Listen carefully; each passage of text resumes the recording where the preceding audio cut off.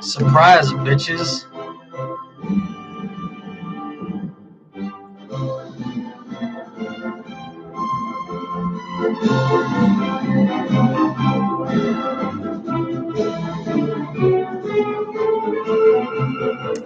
Welcome.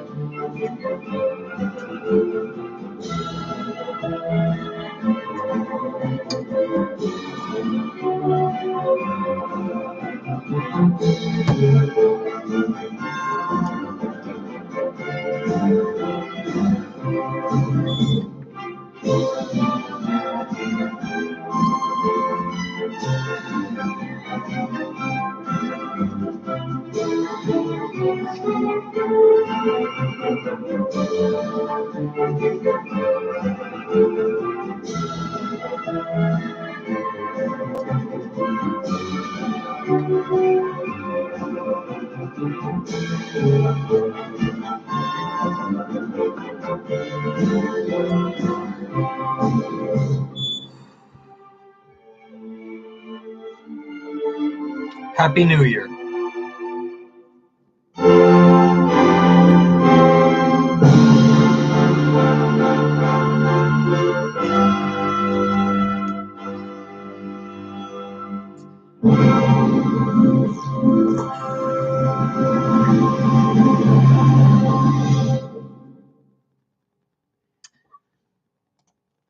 Hey, what's going on, you degenerates of the lesser internet?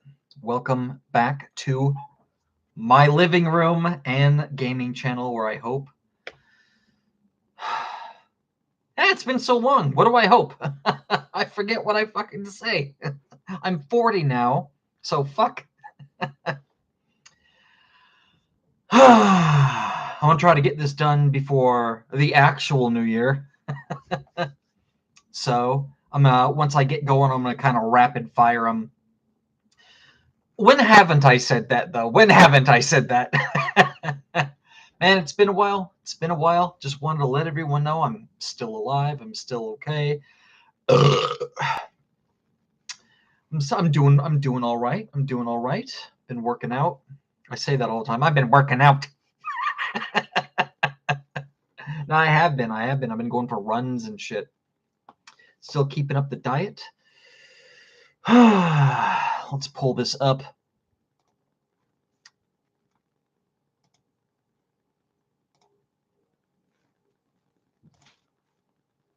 There we go.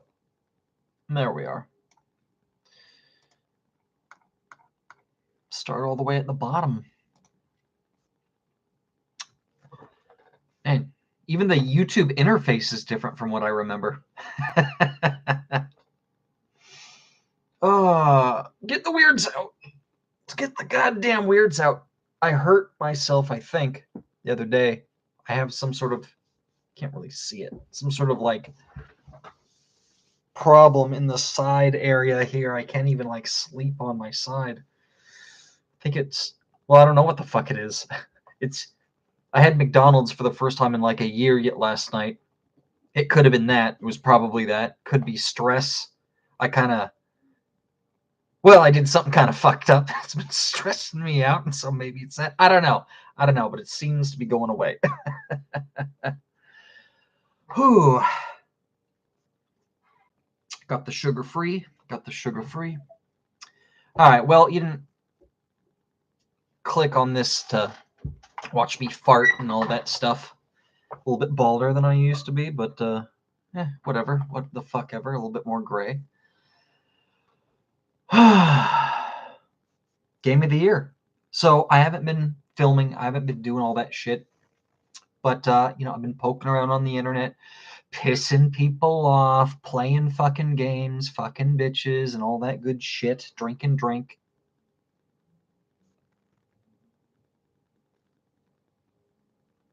Fucking bitches. Huh. I thought I heard my wife yell. My bad. She's here right now. She's here. I've been fucking playing games. this whole goddamn time. And I'm here to share with you the best and the worst games that I've played all year. I've played 52. This is 52. I played 52. I played and beat 52 games this year. And yeah, I'll tell you all about it. I'm going to try the best I can to rapid fire through the first few. Yeah, without further ado, let's dive the fuck on in. Before we begin at number 52, let's start with some honorable mentions. I got some honorable mentions here that don't make the list. Well, let's go over the rules. Let's go over the ground rules. What is a game that I played and I beat this year? I played many, many more than just 52. I beat a few more. Well, they're all new games, new entries, specifically new, the fuck is the term? I want to say, NTCS. That's not the term I'm thinking of. SKU. SKU. The news, each one of these are brand new SKUs, separate from their originals, if there is an original. For instance, the original Super Mario Brothers on the NES. I've played that and beat that. If I played and I beat that again, it will not appear as a duplicate on this list, unless, of course, it is a brand new SKU included in a re-release, remake, or a collection, or a definitive version, or what have you. And also, I cannot have played that SKU before. So each and every single one of these are new SKUs to me. I have never played these versions. I've never beaten these versions before. And even though some of them are, well, that leads to my second point.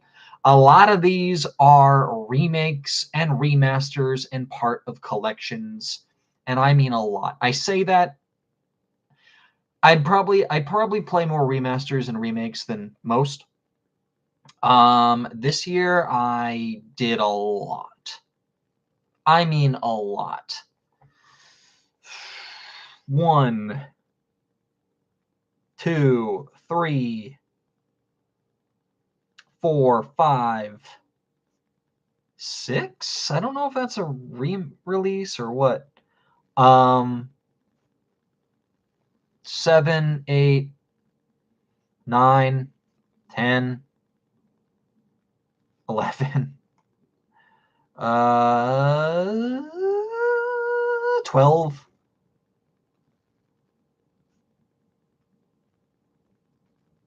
13, 14, 15, 16, 17, 18, 19, 20, Jesus Christ,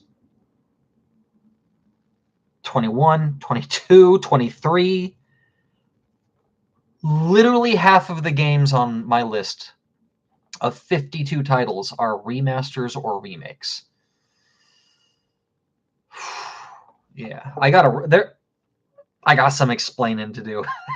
So part of the reason is I have a ton. I got it all documented right here. I do my little video game book every year, you know, and I got an absolute fucking ton of old games that I have bought. Collections, sequels. I got just an absolute ton of things I've been keeping a track of. And, you know, there are a lot of titles that I bought that have just been sitting there. And given the economy, hopefully that's all going to change soon. Given the economy, I didn't sit well with me that I just had all these games sitting there untouched that I was probably never going to buy. So, I mean, play, even though I bought them. That's literally just money down the fucking drain. Didn't sit well with me. So I drew up a list and I went through a bunch of games that had sequels. so I could just like get through them, and if I liked them, you know, I could buy the sequels and move on. I had a lot of collection discs, like a lot of them. Like I had a lot of those like Konami collection discs and stuff like that. And I just thought I'd just start nailing them. So I just went in, booted up each of the collections, and I started doing that. I'm going to do that again in 2025. I'm going to go through each one of them and kind of just do the next one in the sequence, just to get rid of them. Some of them though, I just blasted through the whole thing. Mainly Sonic, because you know I'm a Sonic guy. I'm a faggot for Sonic. But yeah, like I said, there is a reason I did an actual project, even though it's like a really lame project, remasters. This was also a year for like we got some really good remasters and remakes, like some really good ones. I played Resident Evil 4 last year, so that's not on the list. But we've been getting some good ones recently. Anyway, that's enough rambling. That's about all you need to fucking know. These are all brand new SKUs that I've never played beat before, even though some of them are older titles, and literally half of them are remasters and remakes. So, with the rules out of the way, honorable mentions. I got a couple of them I wanted to talk about. Well, you'll see in a second. First honorable mention, World of Warcraft Classic. I didn't beat the game. I tried to. I wanted it on this list. And I had to figure out what I wanted to do with World of Warcraft. So I thought, did I say World of Warcraft Classic? I played both World of Warcraft Classic and Retail this year. I dumped like a whole like 2 months into it. I've been playing it. World of Warcraft Classic, I thought I would. Well, that's out the window now. Can't do it now. But I thought I would, you know, get into a raiding party and level my gear and beat Ragnaros, which is, I think, the highest boss of the game at the time of in the classic release. This was before like Naxxramas and even Burning Crusade and all that shit. But Retail WoW, I wanted to get the Lore Master achievement for everything. And well, I got as far as I got the Lore Master achievement for the Eastern Kingdoms. That means I went to every single area in the Eastern Kingdoms and did all of the quests, all of the main story quests for each and every area. It took about 2 months playing 3 to 6 hours every day. It was crazy. But yeah, I just want to give a shout out to that. I didn't beat anything, but I sunk a lot of time in. And Retail WoW, yeah, let's just stick to WoW Classic. Let's just say that. Tears of the Kingdom, honorable mention. I am playing that game right now. I tried to squeeze it in. I always do that, or I try to squeeze in a final game or a project at the end of the fucking thing. There's always like something left over. Sometimes I'm lucky and I like finish it the day before, but like I tried to finish Tears of the Kingdom before the end of the month so I could stick it on this list. Yeah, I'm just gonna say it. If I did manage to beat this game, just a couple of days ago, it would be number one. It would be number one. Not gonna lie, it's such a fantastic game. Don't want to talk too much about it because I'll be probably talking a lot about it next year. But I was not able to beat it. I got 105 hours in last time I checked. In reality, it's probably closer to 110, but I booted it up today on my Switcheroony. I got stick drift in one of the Joy-Cons. But yeah, fantastic fucking game. It is better, I think, Still haven't beaten it yet. But after 110 hours or so, I would say it is probably my favorite and the best Zelda game, period. So good. So good. If this thing came out before, or I should say in place of Breath of the Wild, I mean, Breath of the Wild already went down in history as like one of the most, man. Anyway, I don't want to ramble too much about it, but I'm 110 hours in. I'm going around just having a good time. And I did all the main quests, except I just got to go and fucking get Ganon now. That's all I have left to do. The story's quite amazing. The world building is so good.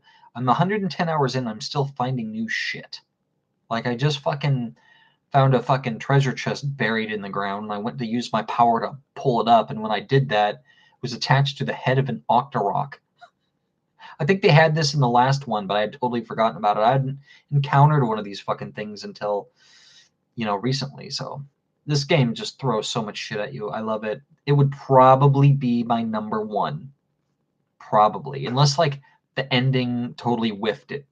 Then it would be number 2 or 3, but yeah, unfortunately, I did not fucking beat it, and it will probably be in next year's video. But yeah, Tears of the Kingdom, honorable mention. Last 2 honorable mentions is Lawn Mowing Simulator. I already own this, already played it. This is one of the few WoW Classic and Lawn Mowing Simulator and Skyrim. Those are 3 replays. I already played and I already beat these games before. I think Skyrim for the PS5 specifically after the Anniversary Edition came out. I think that I threw that on my list last year. But yeah, these are all replays of games that I already played and beat. They're automatically disqualified from being on the list. But I wanted to throw them up here because I had so much fun with them. Lawn Mowing Simulator. I don't know why. What was it? There's a YouTuber. He was recently playing this game, and I already played and I beat it and I own it. I thought it was really fun. He made me want to play again, so I booted it up, bought the DLC, and I started a brand new save. Went through the whole career mode plus the extra DLC. I bought every mower. I know it's like my guilty pleasure. There's always like that one weird fucking game. It's like, how the hell did you spend so much time on that? This is mine. This is my game. If it wasn't for Skyrim, I played every fucking version of Skyrim. But I'm not just talking about Skyrim. I'm talking about the Legacy of the Dragonborn mod. It's available on PC, and as far as consoles go, it's only available on Xbox. I checked this thing out. It is amazing.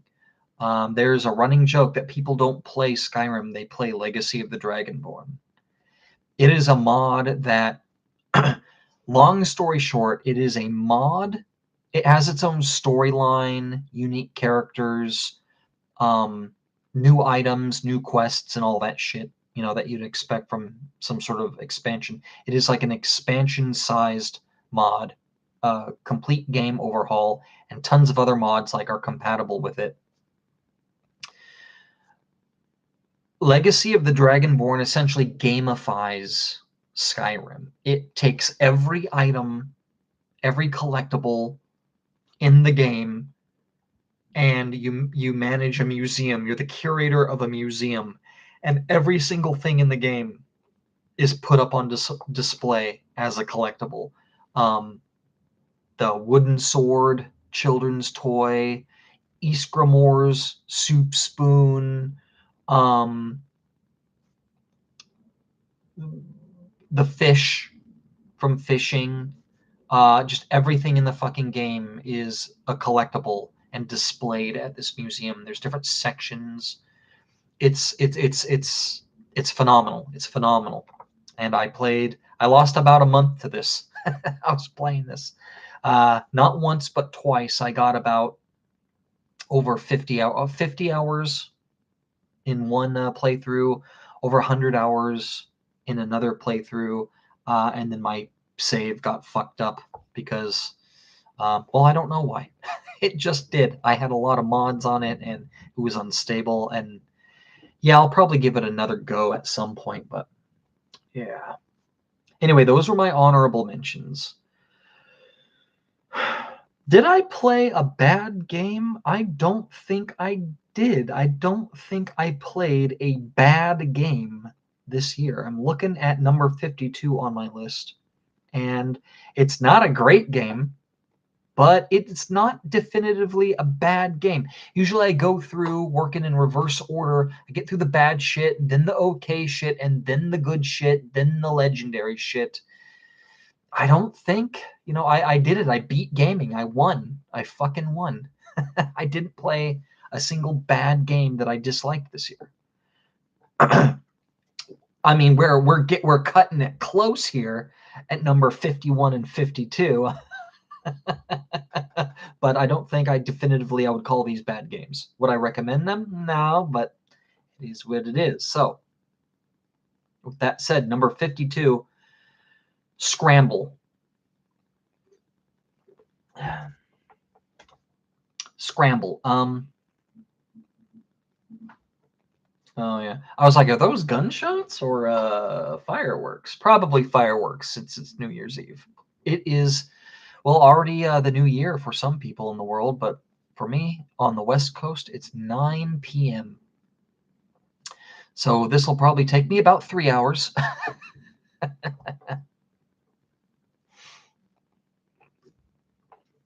One more. I'm allowing you time to look up the game Scramble. Is what I'm doing right now. One more thing.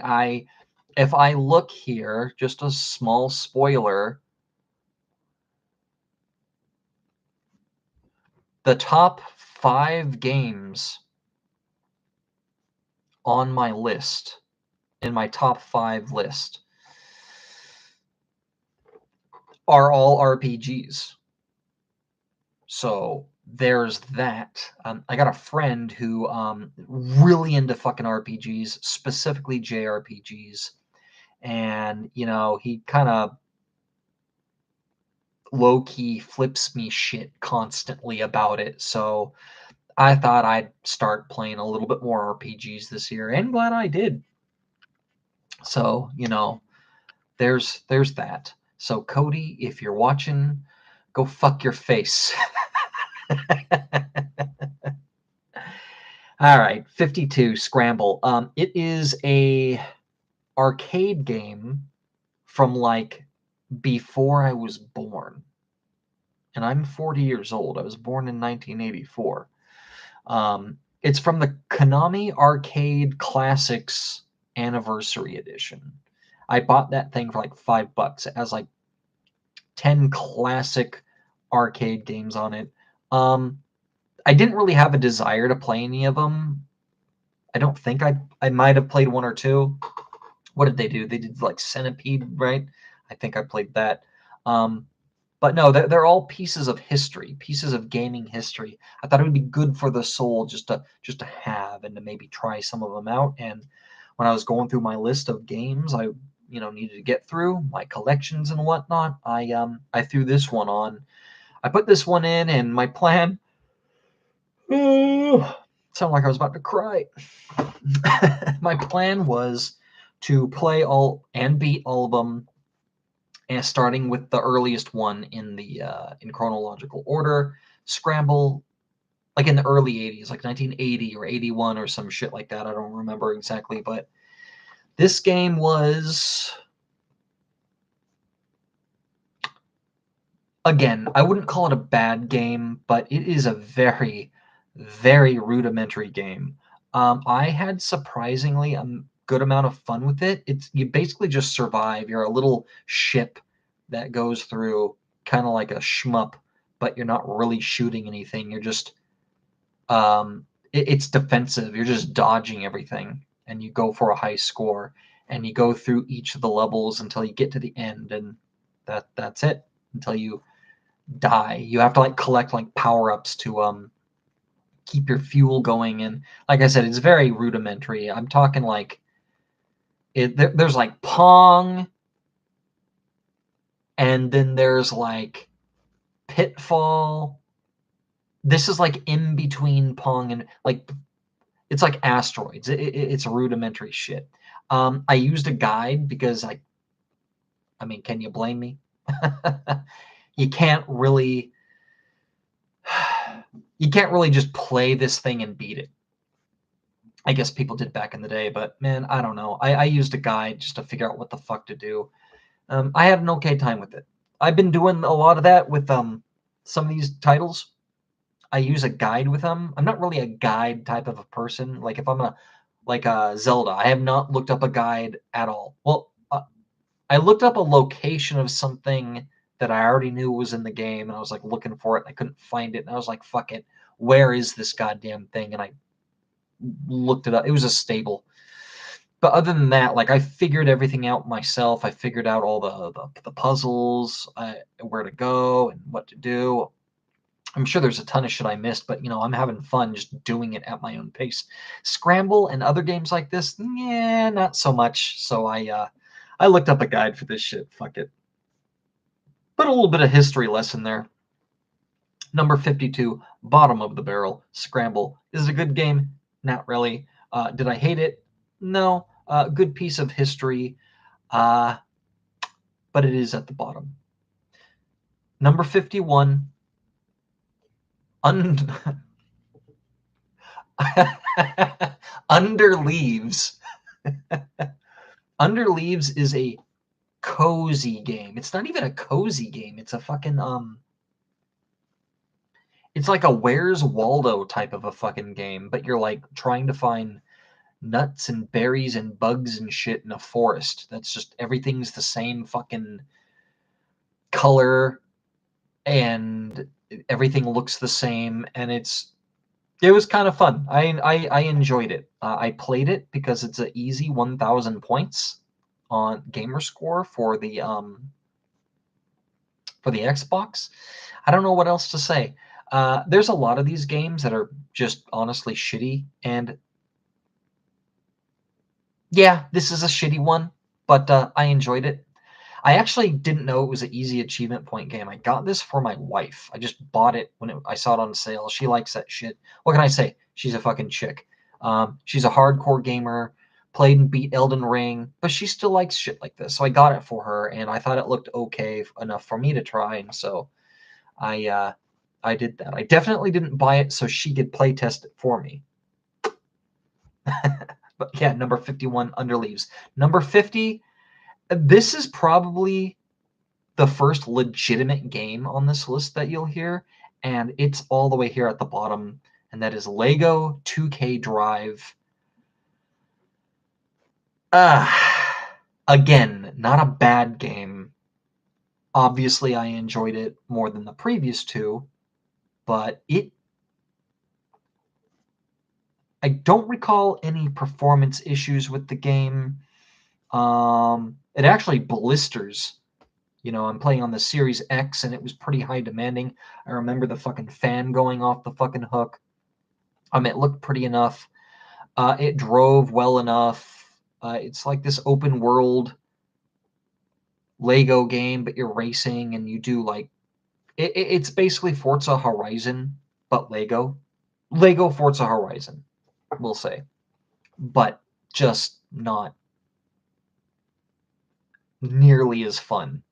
And I was having fun at first, and then I was like, I just want to beat this thing and put it to bed. I blasted through the mainline story, and then when it was done, I was like, I'm done. I got it on sale, I think, for like 30, 35 bucks, something like that. Still way too high of a price. It's not a bad game, but I was very disappointed in it. I thought I'd like this a lot more. I didn't. I got the yawns, man. God damn. It is late, and I've been going to bed. and waking up a little bit on the early side. So you're going to have to endure that shit from me. Unless you click off. Number 49, A Hat in Time. Fuck you, internet. Fuck you. I remember people talking about this game like it's this fantastic indie platformer. Oh, we don't get enough good 3D platformers. Like, oh, I miss Banjo-Kazooie and blah, blah, blah, blah. No, fuck you. This is nowhere in that same fucking category as Crash Bandicoot and Super Mario fucking 64 and Banjo-Kazooie and even some of the more niche stuff like fucking I don't know, Klonoa or some shit. Like, it is nowhere near in these categories. It was jank as fuck. The cell shaded graphics were lazy. The story was dumb. The characters were stupid. The gameplay had some cool moments. Just no. Just absolutely fucking no. This game, again, not a bad game, but it might as well have been. You know, there's certain games that if you play them, they need to be top tier. If you're going to play like a platformer, you can't play an okay platformer because okay platforming just kind of sucks. Was it better than Under Leaves? Yeah. You know, it's an actual game. Was it better than Lego 2K Drive? Barely. But like, just no. Fuck you, internet. Everyone who said this game is great and it's a hidden gem, it's a hidden indie classic that I've been hearing this shit for fucking years, and then I got bought it on sale years ago, and I finally got around to playing it, and just fucking no, no, fuck you guys. Oh my god. Number 48, Among the Sleep. I bought this thing, I think for like $7 on sale. It was during my Shocktober, thing I was doing. It looked a little spooky. It's a scary walking simulator you play as a toddler. And I thought it looked unique enough. And if I didn't like it, well, the good news is it's, in between 3 to 4 hours long. So got it on sale. I thought, there's a chance I might really, really like it. I didn't. It was okay. Again, I liked it more than the last couple of titles, but I will say this though. This game was made a while ago. This is one of those games that they wouldn't make it today, or if they did, they would change the ending because it's not progressive enough. Basically, you play. I'm gonna spoil it, okay? Just skip ahead a couple of minutes if you don't want to fucking hear the ending. If you ever plan on playing Among the Sleep, number 48 in a list of over 50 fucking games. Holy shit. Spoiler alert. But basically, you play as a toddler, and there's no ghosts or anything like that. It's just your perception of what's happening. You basically have parents who aren't together anymore, and they're fighting. And the bad guy, there's like a like a Resident Evil style nemesis or Mr. X following you in a lot of the levels and shit like that. Turns out it's your fucking mom because she's a fucking drunk because she got divorced. The husband straight up divorces her ass, and then she gets mad and like hits you and shit. And when she's drunk, you view her as this monster. That's not revealed until the end though, but I remember playing this like, damn, when did this game come out? Oh, early 2000 aughts. That explains it. Shit's hilarious. Another reason why I'm playing so many fucking remakes this year, because modern gaming sucks. Everyone's black, gay, shaved head, nose piercing, trans. Like, holy fucking shit, enough already. You want the industry to die? All right, I'll let it die. I'm not gonna fucking bail you out. I'll pay fucking $5 for to play this shitty fucking game where the bad guy is a fucking alcoholic mother.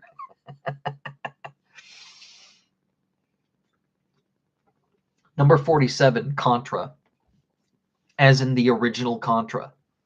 The arcade version. Scratch that, not the arcade the arcade version, the NES version. This was on the Contra Anniversary Collection. Again, one of the collections that I bought on sale a while ago, and I just thought I'd go through and play and beat them all. I am really liking these Konami collections. They're all a little bit different with how they handle the games and the extras and stuff like that, but I wanted to take the time and dive into that a little bit. I played this earlier on in the year, and this isn't the only Konami collection I played. I played Scramble on the Konami Arcade Classic Anniversary Collection. That is a mouthful. But yeah, they give like a little history report, and you could page through some stuff. But things like Contra, they have realistically, there's like 4 or 5 Contra games on this thing, even though it lists like 15. A lot of them are different versions. They have Contra, the NES version. They got Contra, the arcade version, and they have the Japanese version, and then they have the hell's the European version called, where everyone's robots. I forget the name of it, but yeah, they have all of those versions. They count them all as like different games and stuff, and you get different achievements for going through and beating them, and there's like a special achievement and unlocks you do for doing all of them. But like I thought it was cool that they did not. I mean, yeah, it's kind of it's kind of cheap, you know. They're like, oh, 15 different games, but really it's like 4.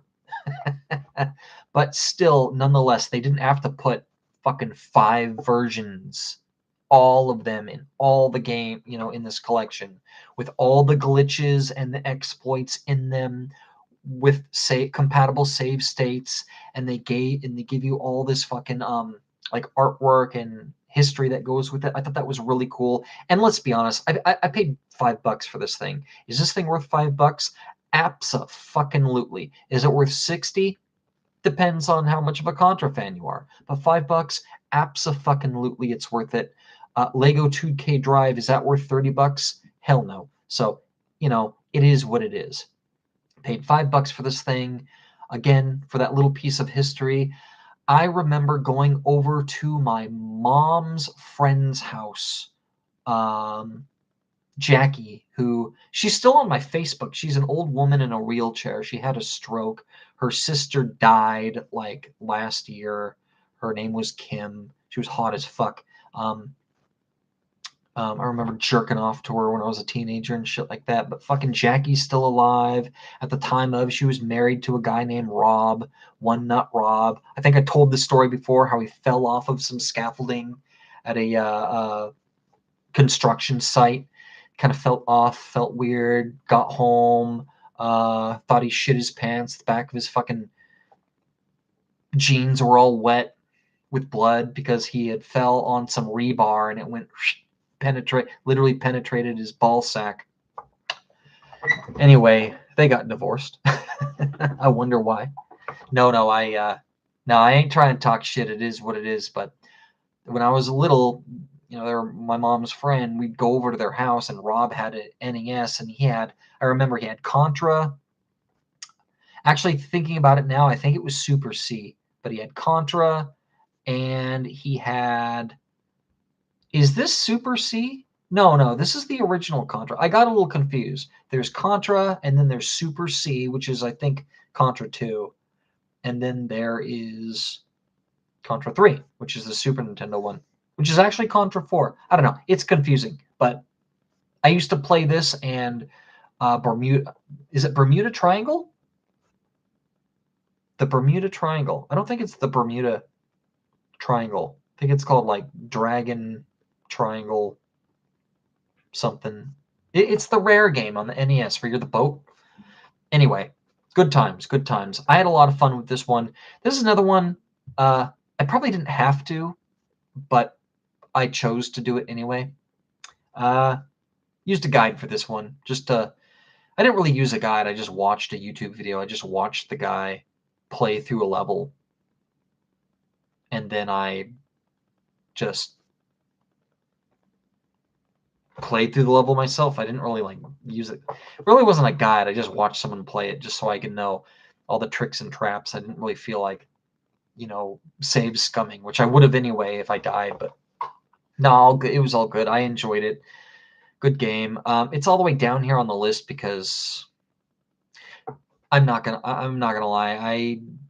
I like retro games, but the golden age of gaming was like the 90s and the 2000s, that 20-year span, the NES days and before, like, I don't know.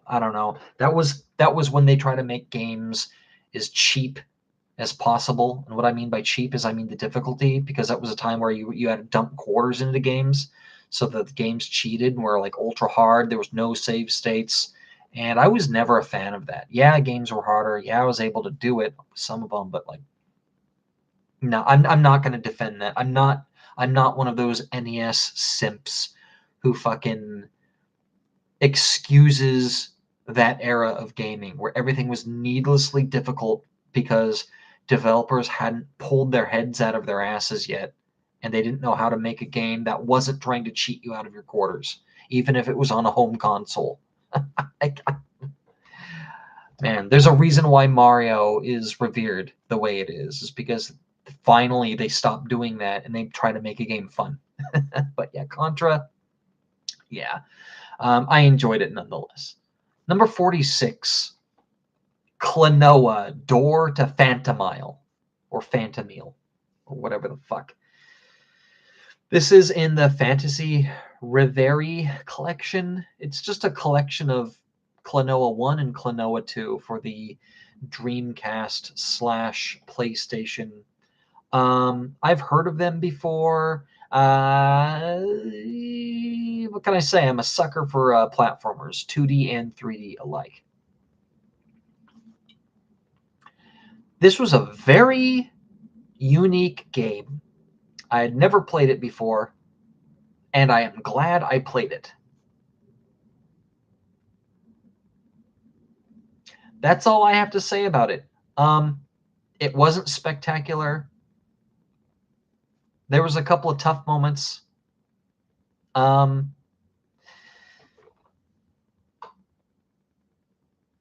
Yeah. I don't know what else to say. It was very generic and boring. But you know what? I liked what it was going for. I just liked 3D platformers. I like platformers in general. It's not that much higher up than A Hat in Time, but the gap between this and A Hat in Time is like phenomenal. Like I actually, even though the game itself, I can say it was probably boring and not that great. I had a lot of fun with it. Way more so than The Hat in Time. Way more than that. So I haven't gotten to the second one yet on the collection. I'll probably do that next year. I'm probably gonna do this again with all my collections and shit. But yeah, yeah. Again, don't know what else to say. It wasn't so bad. Number 45 is Islanders, not the sports team. I got this game mixed up with another one. I put it way higher up on the list because I thought it was the same thing. I was like, oh, no, that's not that game. That's that other one. Oh, fuck. Yeah. Put it all the way down here. Number 45. Islanders is I don't even want to call it a strategy game, but it is I'm going to call it a puzzle game. It's a puzzle game masquerading as a strategy sim game. Open world map. You got little islands, and you build like houses and castles and farms and shit like that. It's one of those type of games. I'm a sucker for that shit. It's got a really cool aesthetic. and I thought it'd be really cool. And then I got to playing it, and I was like, oh, it's a score chaser. You literally get like buildings in the form of like cards, and then you have to place them down.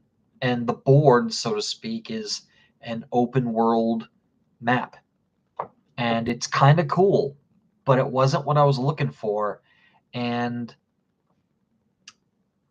yeah, I played for a few hours and I was like, okay, I think I've seen everything I needed to see with this. But not trying to talk shit. It was unique. It was fun. Art style is cool. Nice little indie game. Kind of cozy, I guess. That's a new word that like I kind of don't like. Sometimes I want a cozy game. Sometimes I fucking do. Not gonna lie. And other times, other times the game shouldn't be cozy. And then devs realize that it's a shitty fucking game. And so they're gonna market it as a cozy game for casuals and the toxic positivity people and chicks and pretend it's better than it is. This isn't like that. This game knows what it is. I just maybe I should have just read the product a little bit better, but no, it's a puzzle game, not a strategy game. I'm a sucker for strategy games, and so I will admit there is a little bit of disappointment with this one because I thought it was what it wasn't, but I still enjoyed it. Number 44, Wreckfest. I'm going to really try to just plow through here. Been talking for almost 50 minutes, and I'm all only at number fucking. I haven't even gone through 10. Number 44, Wreckfest. A lot of people have played this. I've been wanting to play it for a really long time, and I finally did, and it was fun. But Eurojank, I don't know. They announced a Wreckfest 2. My biggest problem with this game is it didn't know what it was trying to be. I did play through the whole like career mode where you get play all the different events. And there's a lot of different ways to play. There's like, there's the game modes where you fuck up the other cars. There's game modes where it's straight up races. My favorite events in the game were the straight up races, where you just buckle down for the long haul and you slowly like weasel your way up through the pack. I love that shit. I'm a big, racing fan. I will say though, the AI fucking cheats. If you get up ahead of the pack early, they will teleport. I don't know how it works. They will fucking teleport right on your fucking ass. Yeah, I just wish AI in racing games in general were just better, that they didn't have to do that shit. But it is what it is. Janky as fuck. You hit, your car just flips out and goes everywhere. I don't know. This game could have been a lot better. I'll probably try the second one. I hope it's better. I didn't like this game as much as everybody else did, but it was a good game. But every time I think about it, I just think a lot worse about it than I probably should.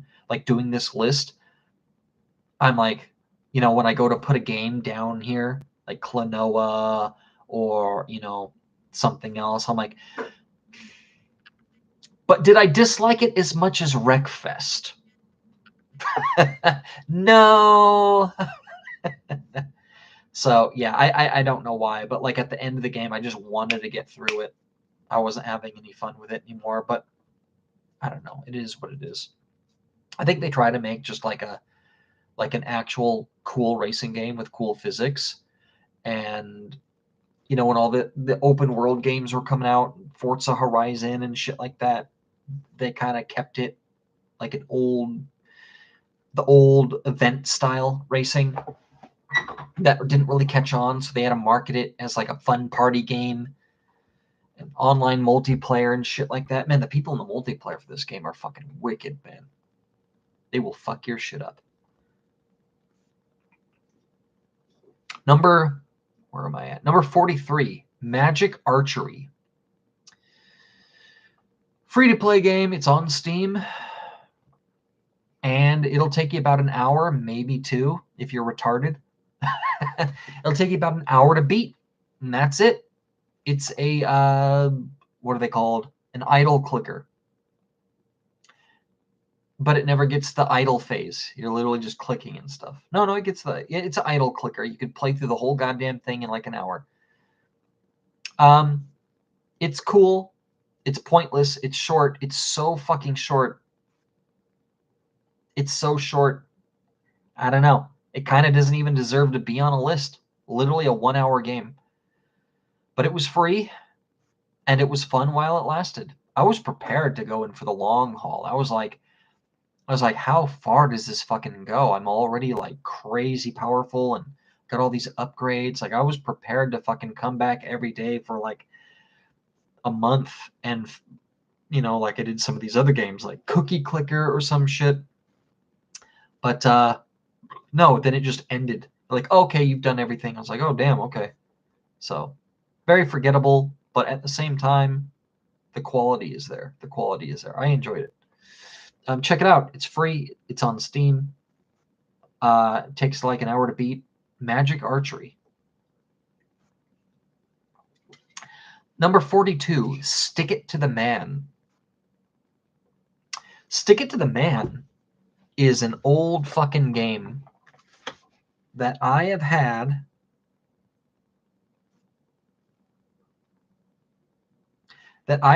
for a really long fucking time. I went through the list of games that I own digitally on my Xbox that I've owned all the way back since like the 360 era. And I was just documenting all the fucking games I had. This game I've had longer than anyone else. The next one is Contrast. I've never played that. I'm probably going to play that next.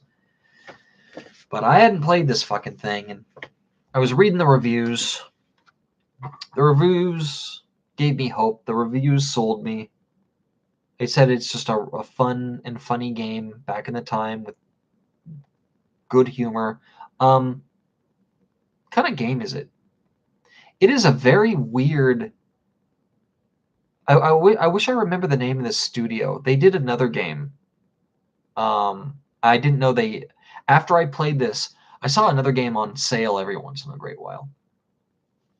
And I just blew it off as just some stupid fucking game I'm not interested in. And then I saw it had similar art style to this.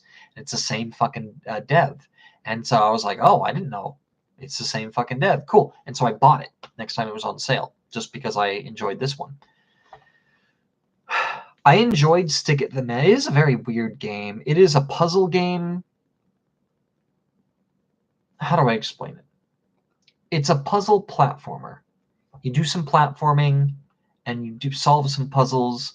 And the way you solve puzzles is if you have an alien hand coming out of your head, and you can grab things and read people's minds, and it's fucking weird. And it's exactly how I described it. And it's fucking bizarre as hell. The art style is gross, but it's not bad, it's just gross. I love it. And the humor is, there's sex jokes and there's cross-dressing jokes and shit jokes and fucking suicide jokes, and it's straight out of edgy 2011. It's fantastic. And yeah, it was really weird and really goofy, and yeah, I kind of loved it. But yeah, Stick It to the Man. If you haven't played that shit, if you got it for free with Games with Gold, remember that shit? If you got it for free, check that shit out, man. It's bizarre as hell.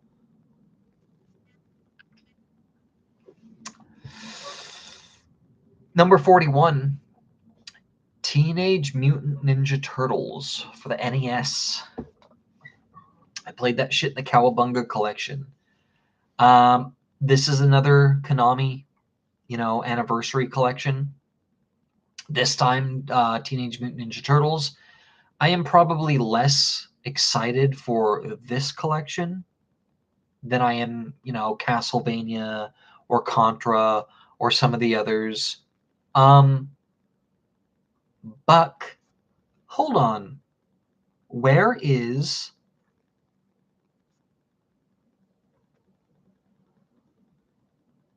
Circle of the Moon?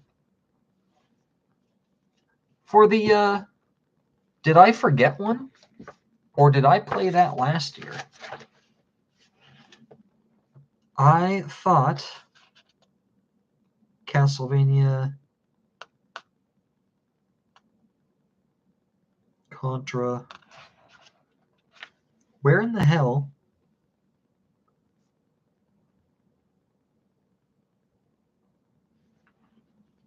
I was pretty sure I played.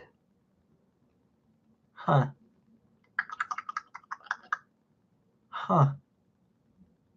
Maybe that was early last year.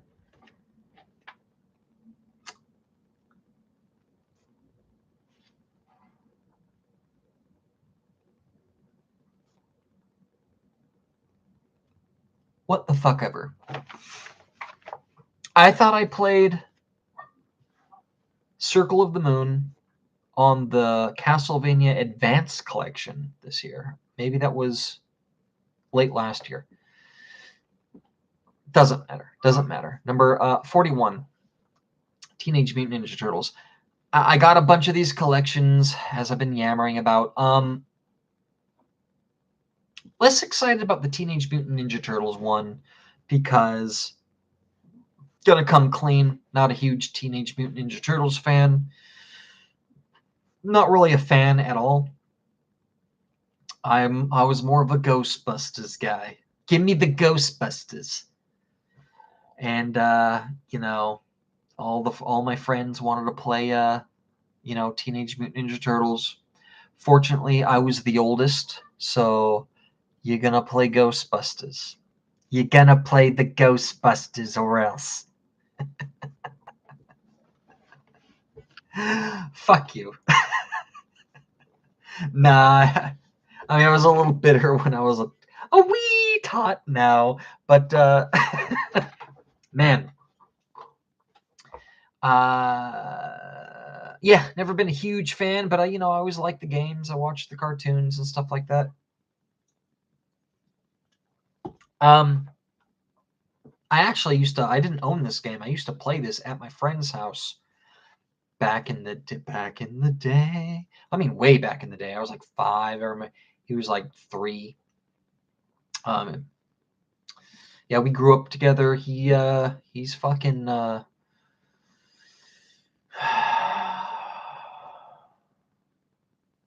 yeah, drugs, man. But yeah, he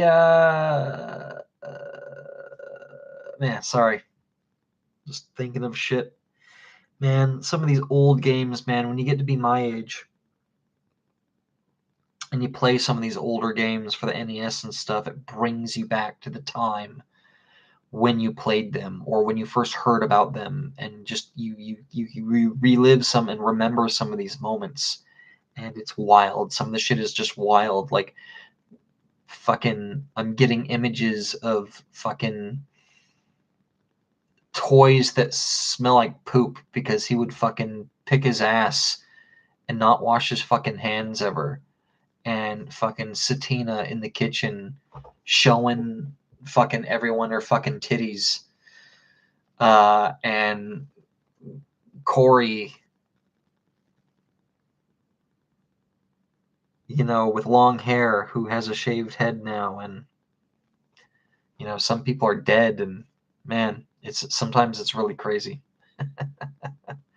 Sometimes it's fucking crazy. Teenage Mutant Ninja Turtles. A notoriously hard game that this is another one that I used a guide. And yeah, I used a guide for this shit. It's really not that bad. You use a guide, step by step, and then after you do that, if you really want to, you could replay the thing again after that with no guide, no problem, which I'd be able to do. Even though it's been like a year since I played this thing, I could probably do that now without using a guide. I could probably fire this thing up, use a couple of save states if I fuck up or something like that, and blast through it. I remember, for the most part, everything I need to. Yeah, I enjoyed it. It was a solid game. I am not looking forward to the others, the sequels, because this is I like this game, this 2D action combat game. The others are literally like beat 'em ups. My official stance is there's no genres that I dislike, but if I had to pick one, I would probably pick beat 'em up. Beat 'em ups are not my favorite, and the rest of the Teenage Mutant Ninja Turtle games are beat 'em ups. But the original, I like the original. I say all the toys smelled like poop. He would. He would pick his ass, pick his nose, and play in dirt. He was a dirty ass fucking kid. He would touch everything, and he would never wash his hands. Maybe I just noticed that shit because I was 2 years older than him. I was 5 and he was 3. But shit.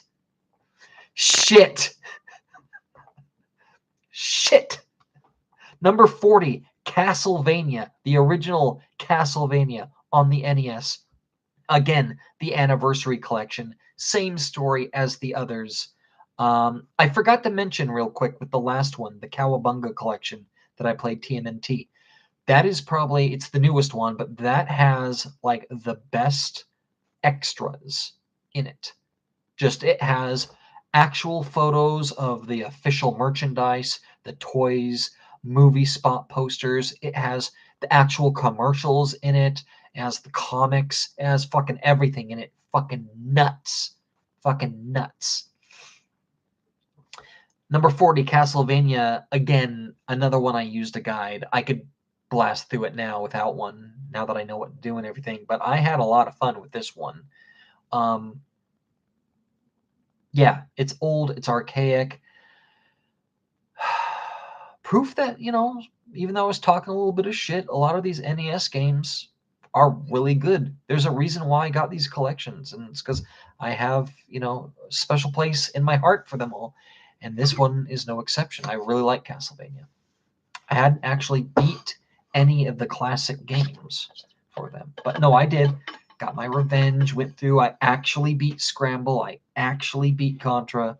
TMNT, Castlevania. I actually beat these.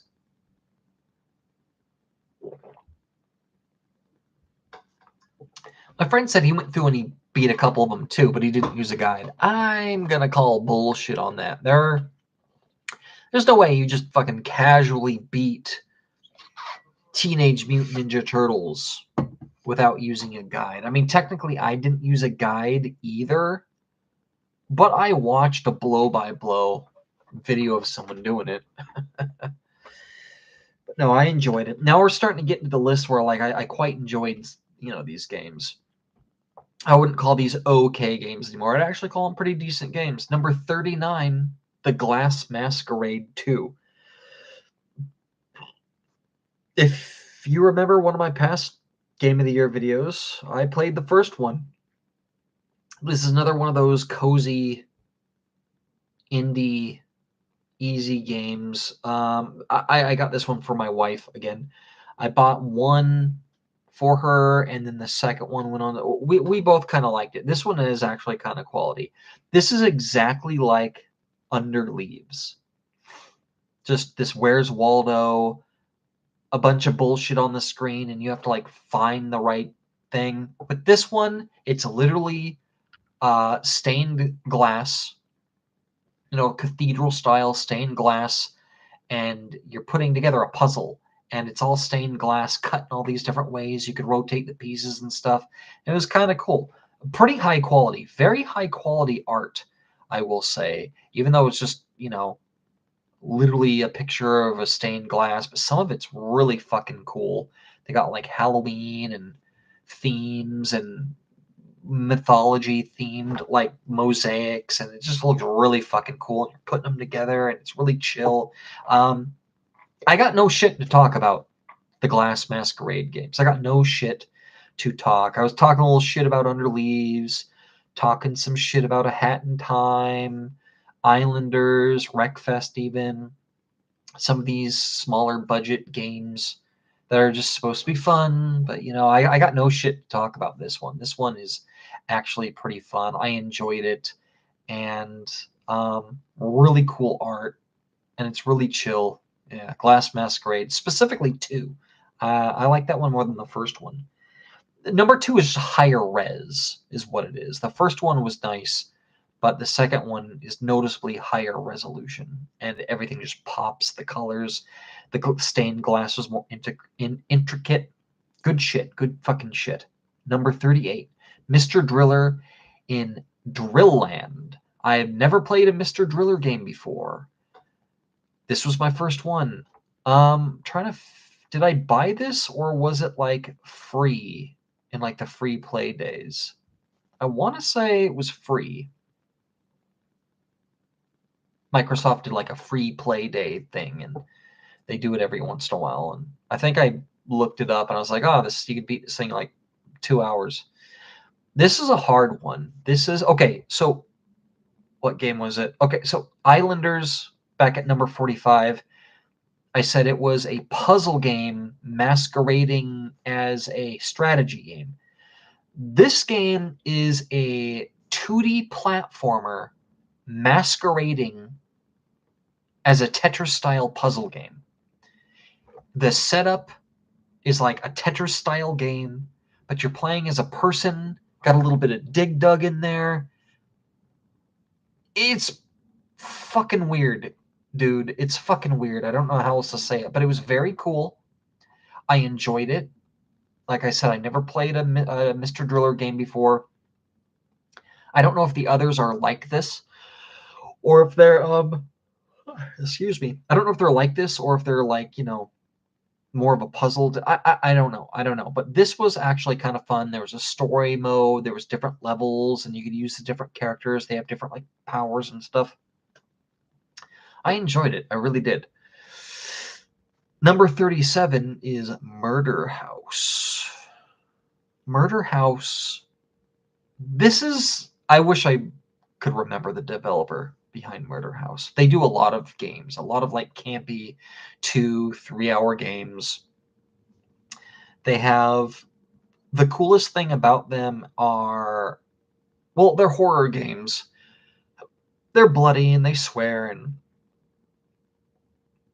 the story for this one in Murder House was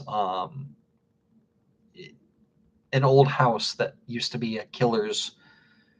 It used to be the killer's house who got caught and went to jail, and so you are part of a crew, like a TV crew, that go there to film a documentary, and then everyone starts dying. Just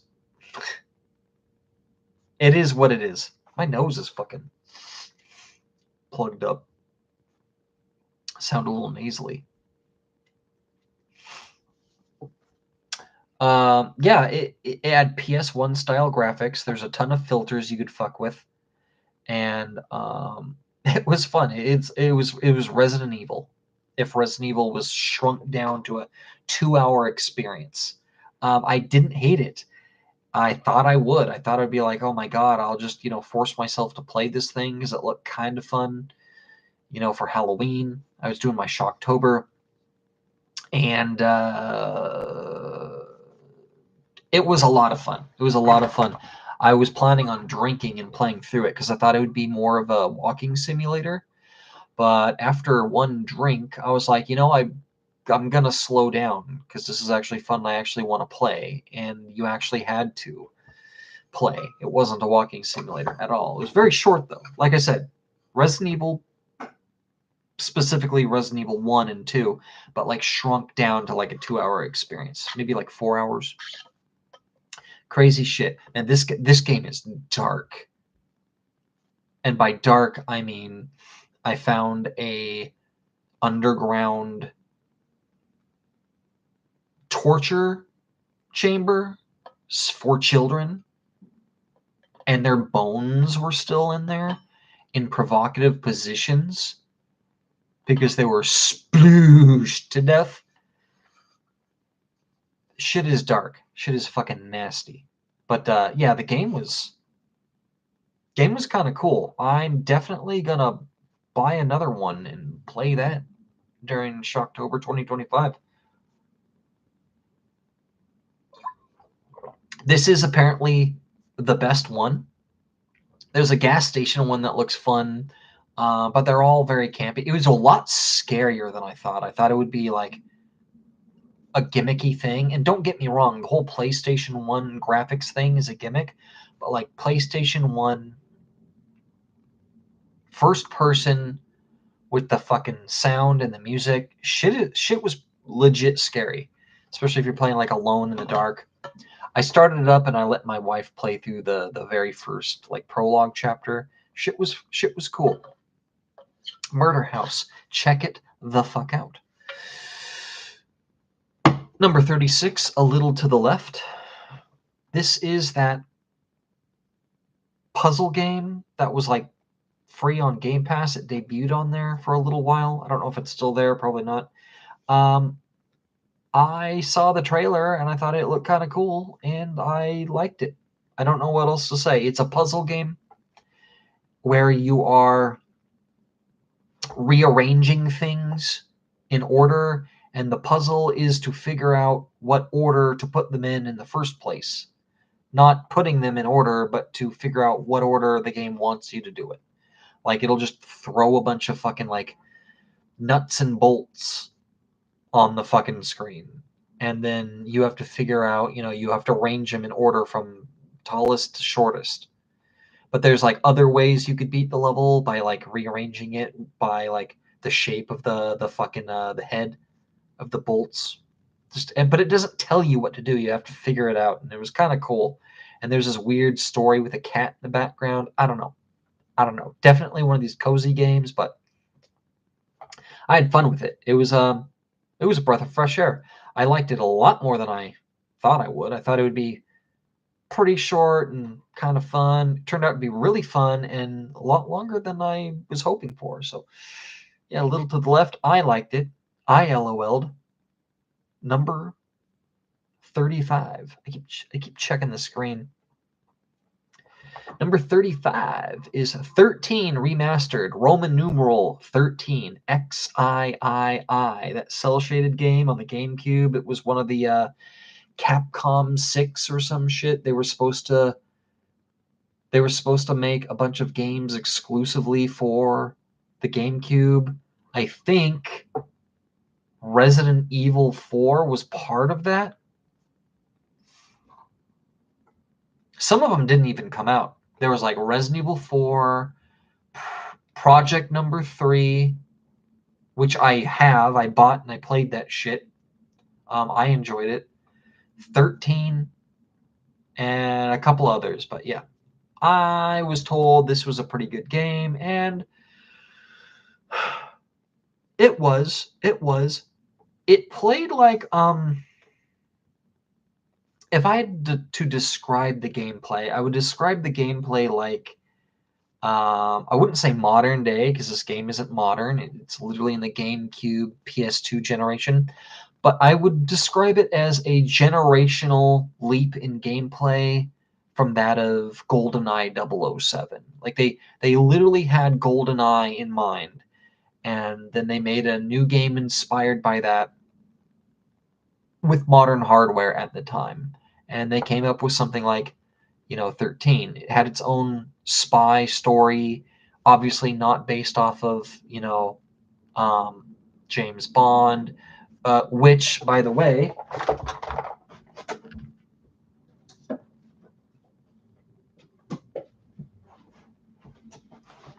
I got tired. I haven't seen a movie or watched a TV show in years, and I got tired. I was browsing through shit. I got tired of all the bullshit on there that I have absolutely no interest in, and so I got the James Bond collection, and I'm watching all of them from the beginning. So far, my favorite one is Goldfinger. He's the man with the Midas touch. But yeah, GoldenEye, that's some good shit. Gameplays like that, with more open worlds, open level design. You could pick things up and open up cupboards and shit like that. They could have done so much with this game. This game, 13 remastered. So there's like a debacle with this game. They remastered it and they fucked the graphics up. A lot of people complained because they deviated from the original comic book inspired visuals, and then they like patched it and changed it back or something. I never played the original. I never played this when the remaster came out and everyone was flipping out. I just thought it looked kind of cool. I still like your boomer shooters, and I thought this would be a fun romp. So I got this, went through, played it, and yeah, it was okay. It was okay. It was okay. It wasn't the best thing in the world, but it was okay. Um, I will say this though, it was pretty ambitious and it was pretty good. I didn't like it as much as I could have because, to be honest, it was kind of, even though it was remastered and everything, it still felt old. It still felt old. I played through GoldenEye, the original GoldenEye on the Nintendo 64 last year, I think, and I enjoyed the hell out of it. That felt really good to play. This, I don't know if it was the level design or what, but it could have been better. I feel like a remaster wouldn't have been the way to go, but to do an actual sequel or a reimagining, have the same story and the characters and stuff, but they just didn't go far enough. You could tell that it was held back severely just by shit. You could interact with cabinets and bookcases, and you could like open up the first aid things on the walls and fuck with shit and pull the drawers out on the desk, but there's nothing in them. There's never anything in them. There's no ammo, there's no shit to find. Every once in a great while, there'll be a med kit or a clip for your gun.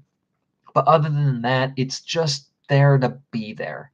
Just to say, hey, look how cool this game is. But it didn't serve any purpose. They really needed to just remake the whole thing from the ground up and just add a bunch of fucking shit and add more gadgets and add more fucking game to it. And it would have been amazing, but it is what it is. I enjoyed it for what it was.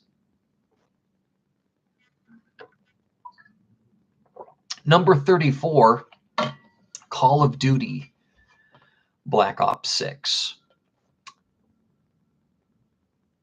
Historically, I rate the Call of Duties pretty goddamn high on my list. In the top 3. I think the year Modern Warfare came out, the remake in 2019, was it? I think that year it was number 1 on my list. And I didn't know how to rate this one because there's a huge gap between the campaign and the multiplayer for me. And so if I could put this game number 1 on my list, if I could put a Call of Duty game on my list as number 1, taking into consideration the complete package, the biggest driving force behind that being how much I enjoyed the multiplayer. If I could do that, then I should probably put the entire package together here and rate it with the entire package in mind. This game, Black Ops 6, has one of the best campaigns in recent memory. I really liked the Modern Warfare 2 campaign, even though there was a lot of problems. I really enjoyed... I don't think of the campaigns. Yeah, I really enjoyed this one. This is probably the best campaign of Call of Duty I enjoyed in recent history. I enjoyed it a lot more than I enjoyed it more than 2. I enjoyed it more than Black Ops Cold War. Didn't even play Vanguard because I really enjoyed the campaign for this game. But the reason why I marked it all the way down is because I was completely disappointed by its multiplayer. I know a lot of people love the multiplayer. I could not get into it. I was so hyped. It had everything that I was looking for. They had my preferred game mode returning. They had my preferred weapon class as a primary weapon, which, by the way, are shotguns. They had hardcore returning. I'm a hardcore only guy. Everything came back, but I just couldn't. Not only did I not like the feel of the game, I didn't like the maps. I didn't like the maps. I prefer to play smaller 6v6 maps. Did I say 6v6? They're called 6v6 maps. The ones that have like up to 8 players on. You play as like small teams on them. They're not the huge giant fucking maps and shit like that. But every single fucking map is tiny. Tiny. Every map is suddenly Shipment in Nuketown. Every map. Every map is Nuketown. Every map is Shipment. They're so fucking tiny. Everyone spawns up your ass. Every way you look, there's someone there.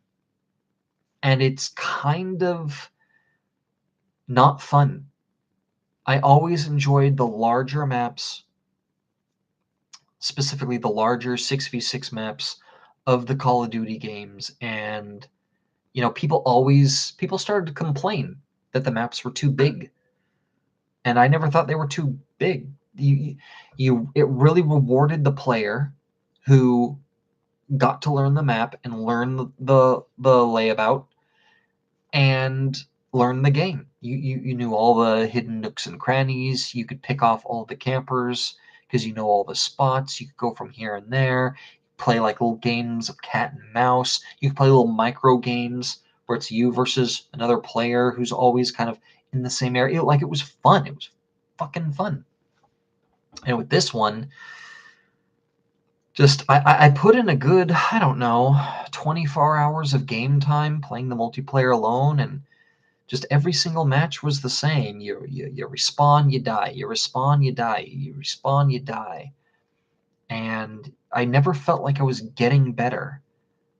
And just it felt like RNG was too much of a factor in this one. And I don't know. Did not have fun with it. Very disappointed. Is it bad? No. Everyone else seems to be enjoying it. Everyone else is like, oh, this is the best fucking one in the fucking series. Sure, whatever.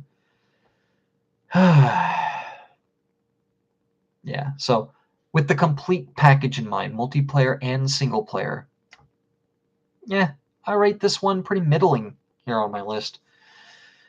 Campaign was fantastic, though. I really liked it.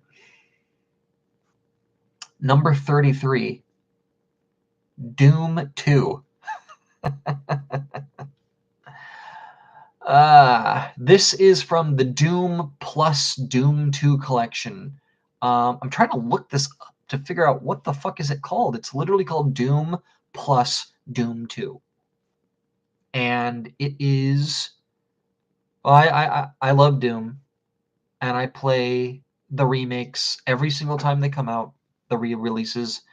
This one, I've played several re-releases on PC.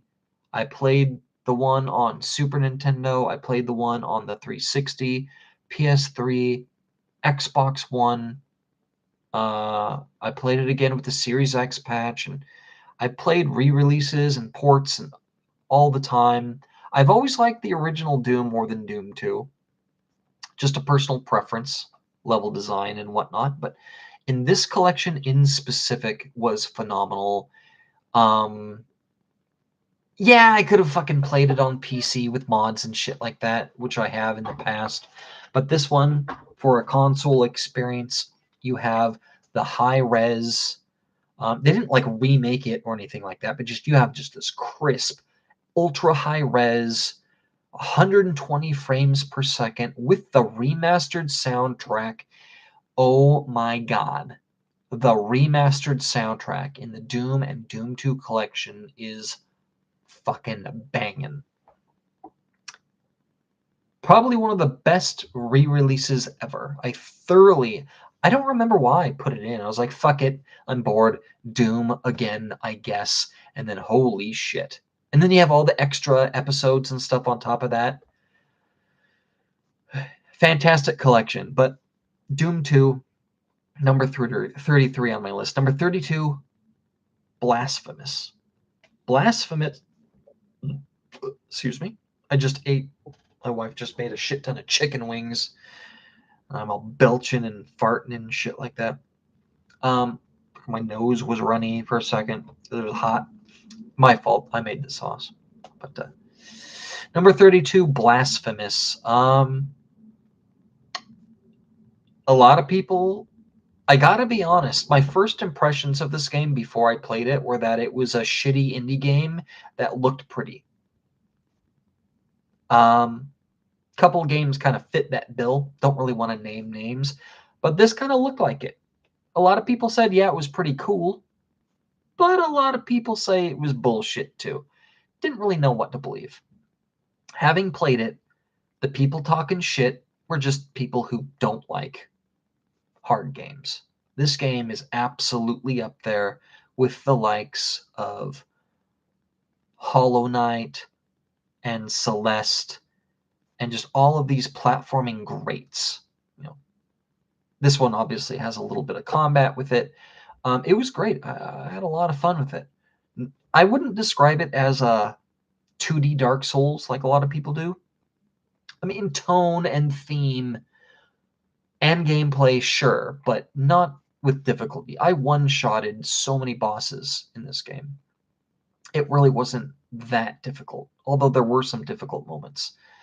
Pretty good open world. I didn't expect it to be a Metroidvania game, but yeah, it surprised me. I pinned it though. I was playing it. I was like, man, I love this art style.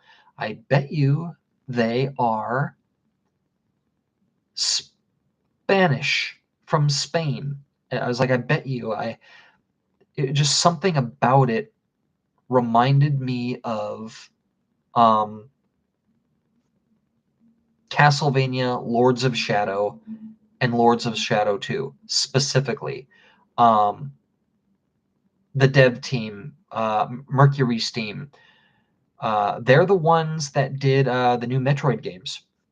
Something about its style really felt like that. And then you had all the cathedrals and the really dark mythology stuff. I smell it. I was like, these guys are from Spain, and I looked it up, and they were.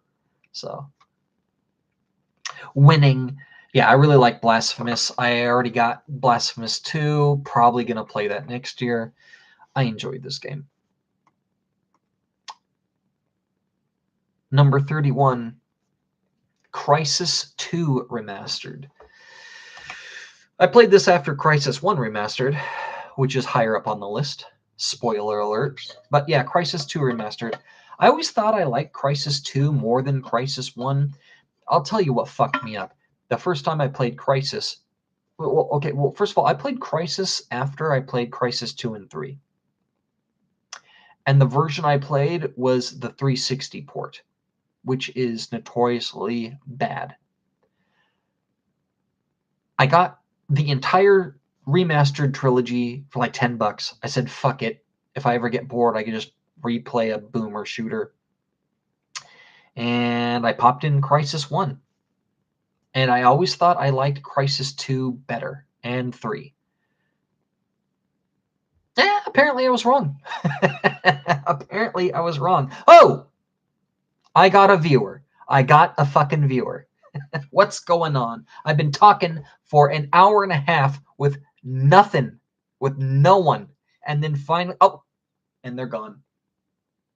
And they're gone. It happens every time. The 0 turns into a 1. I get all excited and shit, and then it goes back to 0. I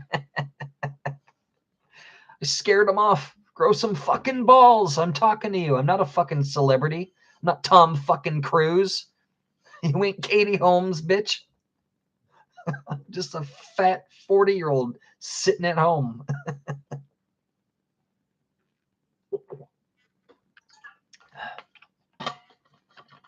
It is what it is.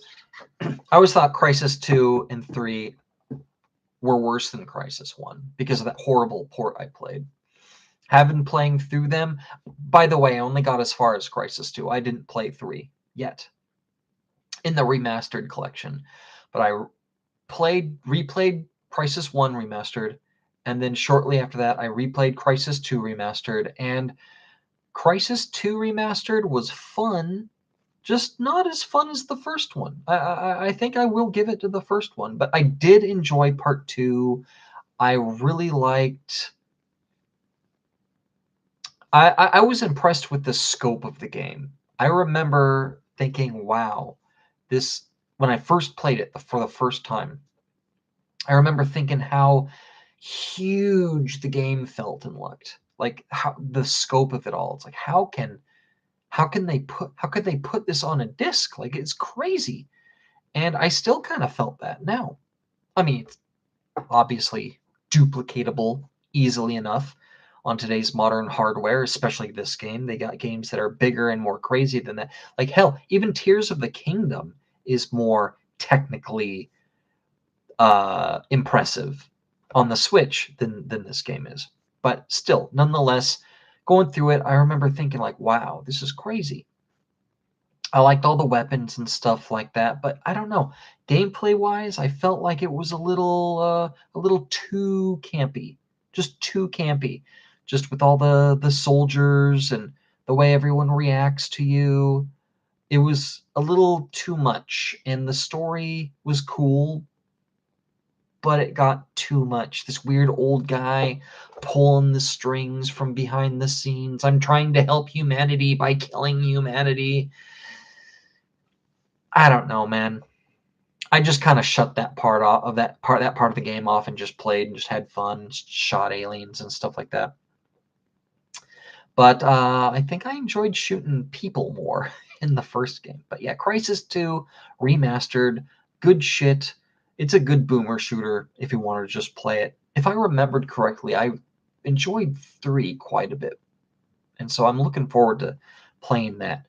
Not really sure how much I'm going to enjoy it compared to these, especially since I haven't replayed the first one liking that one more than I did. But anyway, Crysis 2 Remastered, number 31 on the list. Number 30, and this definitely should not be this high up on the list, but I'm a sucker for Sonic. Sonic Colors Ultimate. Don't know what to say.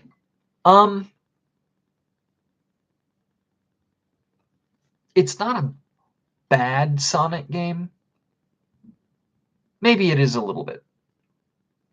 I don't know. I liked it. I'm really excited to play. I got the other Sonic games on my list. I'm really excited to play Sonic Superstars, and I'm excited to play Sonic Generations X Shadow. Yeah, I love the Sonic games. Really love them. I didn't get into them until later in life, and I'm a Sonic fan. Mario's still better. Don't get me wrong, but yeah, gotta go fast. Yeah, Sonic Colors Ultimate. This was like the remake or the re-release of the old Sonic Colors game. I think that was exclusive to the Wii. Man, reading the reviews for this shit was wild. You got all sorts of people like, "Oh, when I was little, this was my favorite game on the Nintendo." I was like, I didn't even know this shit came out. I had already put the fucking Wii remote, the wands down and moved away and bought the Nintendo Wii. Made me buy my first PlayStation 2. I was like, fuck this shit. I had already moved on. But no, I do like Sonic, and I never got to play this one, and yeah, I got it and I enjoyed it. The last boss, I really like the boss battles in this one. The way they kind of added puzzle elements to the 2D sections, and yeah, not the best game in the world, I'll admit, but you know, this is my personal list. This is the part of the video where I talk to you about and remind you that this is my personal list. This isn't the top 50 games of the year. I didn't even play 10 new games. Have I played a single new game that came out in 2024 in this list? Magic Archery. Magic Archery, I guess. The Cowabunga collection came out 2023. A Little to the Left. A Little to the Left came out, I believe, this year in 2024. Might be wrong about that. Black Ops 6. Yeah, I did not play very many 2024 titles. So excuse me if I like to indulge in some of my favorite shit. Sonic, I really like Sonic. And I wanted to play this, and I enjoyed it quite a bit. No regrets.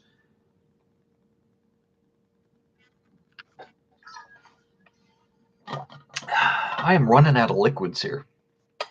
And I still got 30 games to fucking talk about. Number 29, even though it was a disappointment, House Flipper 2.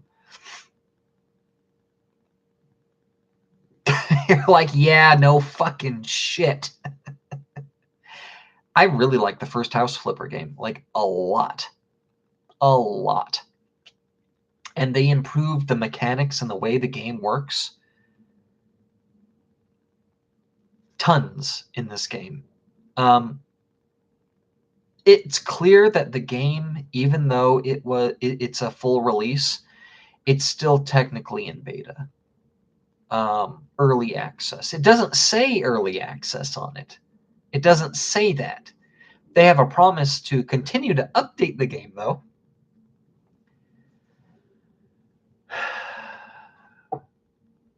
I am really against the early access model. They piecemeal a game together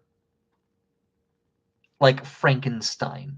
You know, they got the kneecaps and then the thighs, and they got to figure out how to put the junk on there and fucking. And then after they Frankenstein it together after a certain bit, I mean, they got their analytics and shit. You know, it's still an early access. You could pay to fucking.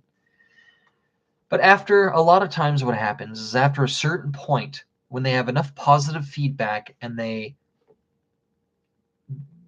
they're gluing this fucking thing together into an actual game, at a certain point they're like, you know what, done, ship it, version 1.0. And in reality, it's not done. They didn't do everything that they set out to do. They didn't do everything that they wanted to do. The game isn't necessarily broken. It's just not fucking done. And it's very fucking obvious. And House Flipper 2 is that. Yeah, it's the full retail version of the game with promises to add more later, but it is very lacking in structural cohesion than the first one was. And yeah, I was disappointed. Was it fun? Yeah. But just the way the structure of the game works, you know, you're doing challenges instead of selling to people. I don't know, man. It just they said that they're going to add that later. If there's a feature in your sequel that isn't in the game that was present in the first, you didn't add it because it's either on purpose or you haven't gotten around to it yet. The game's unfinished. So that's my problem with this one. I would love to go back and play House Flipper 2 again with all the content updates and stuff, similar to what I did with lawn mowing simulator earlier in the year. Oh, thanks. Like, did you like my shit? Thank you. That's really going to help me in the algorithm. I'm going to shoot up to 10,000 fucking subscribers because of you. Thank you. You're like, fuck, now I know why you don't have any subscribers. I'm just playing. But yeah, I was disappointed with House Flipper 2 for that reason. Nonetheless, I still had a lot of fun with it because I'm a sucker for that corny ass shit. Number 28. Speaking of Blast from the Past, The Walking Dead Season 1.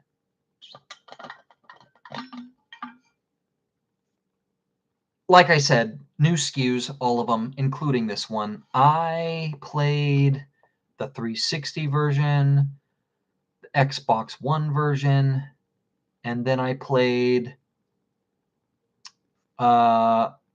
there was like a collection I played. There was another collection before this one, and then this one is like the fourth time I've been playing it. The definitive series.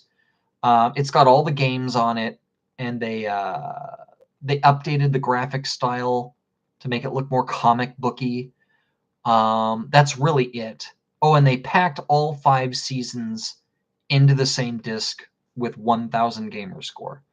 The collection that came before it, you get like 1,000 points per game. It's like a 5,000 point game, something crazy like that, or like 4,000 points. This was before season 5 came out. But no, this one, number 28, this version of The Walking Dead was straight up season 1 on the definitive series disc.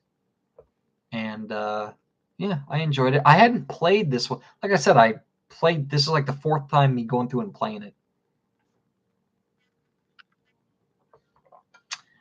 4th time, and I hadn't played through it in such a long time.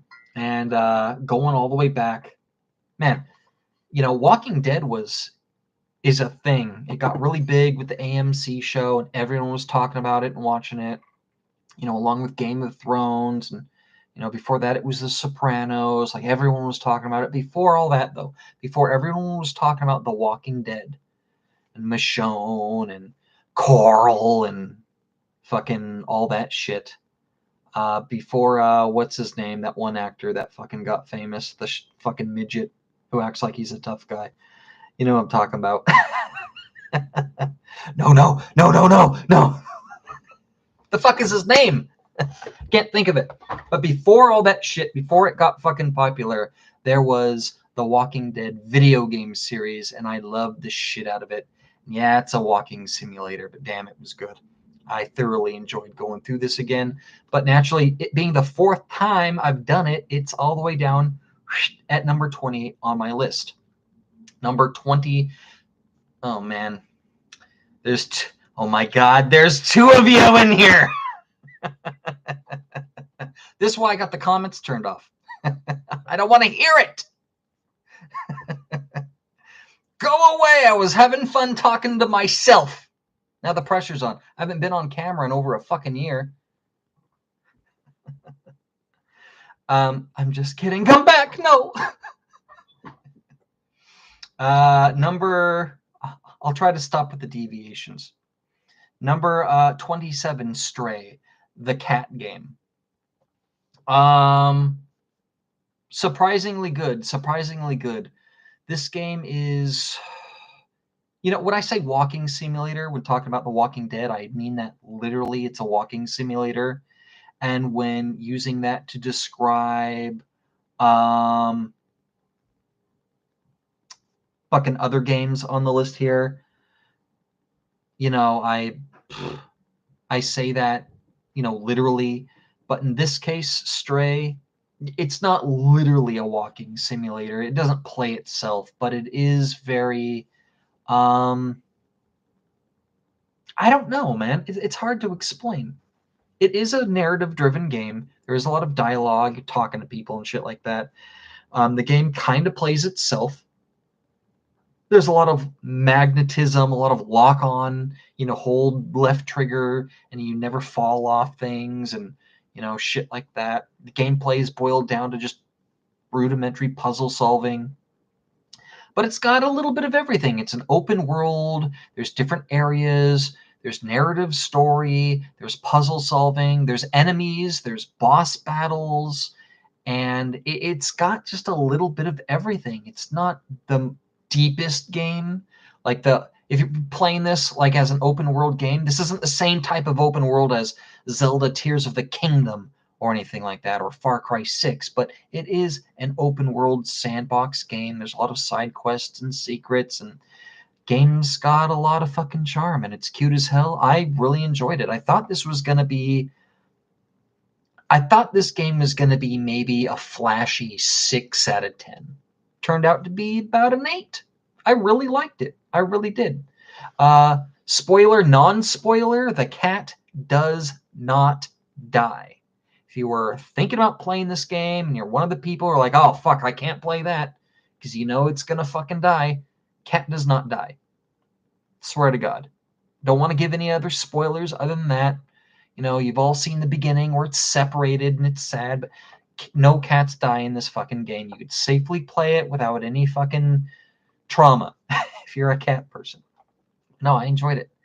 Number 26, Kingdoms and Castles. This was the other game I kind of got confused. I thought this was the Islanders game that I thought was I thought Islanders was this, and it wasn't. It was a shitty fucking puzzle game, so I had to downgrade it all the way towards the bottom of my list. But Kingdoms and Castles was exactly what I thought Islanders was supposed to be, which is a artistic, colorful, real-time strategy game that uses people as resources, and it's not really all that deep. And it's fun. It's fun as hell. You play as, you know, on different scenarios, and you get it's not that deep. It's not a hardcore challenging RTS or anything like that. You just basically start off with a couple of people, and you can only build huts, and you gather food to increase your population, and then you build more shit, and you eventually build a literal kingdom with a giant castle, and it's really cool. Monsters and dragons and shit eventually start attacking your city, and you can defend them. But after a certain point, it gets way too fucking cray-cray, and the game just ends after you get to like the last age. You're like, okay, all right, you've had your fun. Now we're gonna kill you. After fucking like 5 hours in a scenario and shit like that. But I had a lot of fun with it. There's a lot of things they could have done with this game to make it better, but it is what it is. I'm gonna need something to drink here soon. I'm not drinking alcohol yet. I still got. Damn, am I even gonna be done? I don't know. I might do the second half next year. Now, I am really curious to know who the hell is still watching. Are you one of them 4chan people? Did I ever tell you about fucking how I got fucking trolled by 4chan? I got fucking I got like it was back when I was like super small. I never recovered. I just hit over the 200 subscriber mark, and then I shot up to like 800 subscribers, almost 1,000. I made a new special intro for my channel and everything, and then overnight they all left as some sort of weird, elaborate 4chan prank. Oh, let's get this guy to fucking think he's popular so he could do and say all this shit. They wanted me to eat pudding with my shirt off and shit. I mean, I appreciate the troll, but nah. Oh, man. I always wonder if fucking man, they're crazy. I always wonder if that ever happened to other like popular channels. Like, oh yeah, the 4chan people came in here once, and I ended up fucking selling my house. And oh man, number 25, Dungeon Village. Dungeon Village. It's another one of those like. I don't know if you could tell, but I got bored as fuck in 2024. I bought all sorts of weird, random indie games and mobile ports for like pennies. Some shit on sale. I was like, that looks like it might be fun. I bought it, tried it. It was a bust. But every once in a while, come across a Dungeon Village. This looked fun. Apparently, it's from a developer called Kairosoft. Kairo Soft. They're a South Korean company that does a bunch of fucking mobile shit. And they made a console port. And this is a how would I describe this?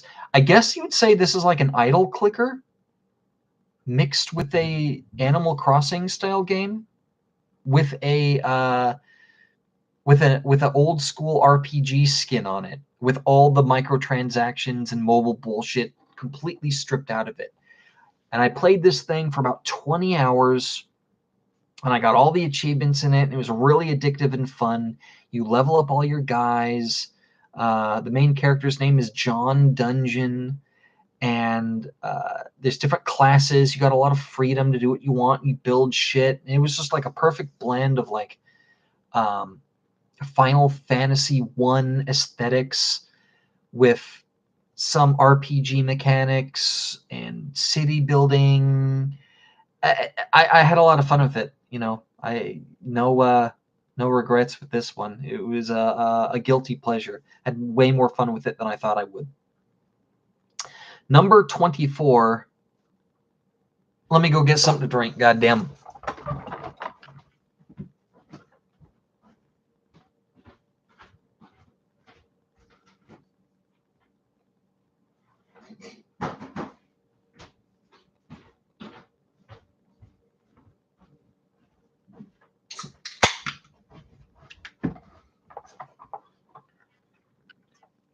Should I show my dick and get demonetized? I can. It's that easy. It's that easy. No, it's my finger, bro. It's my finger. Chill the fuck out.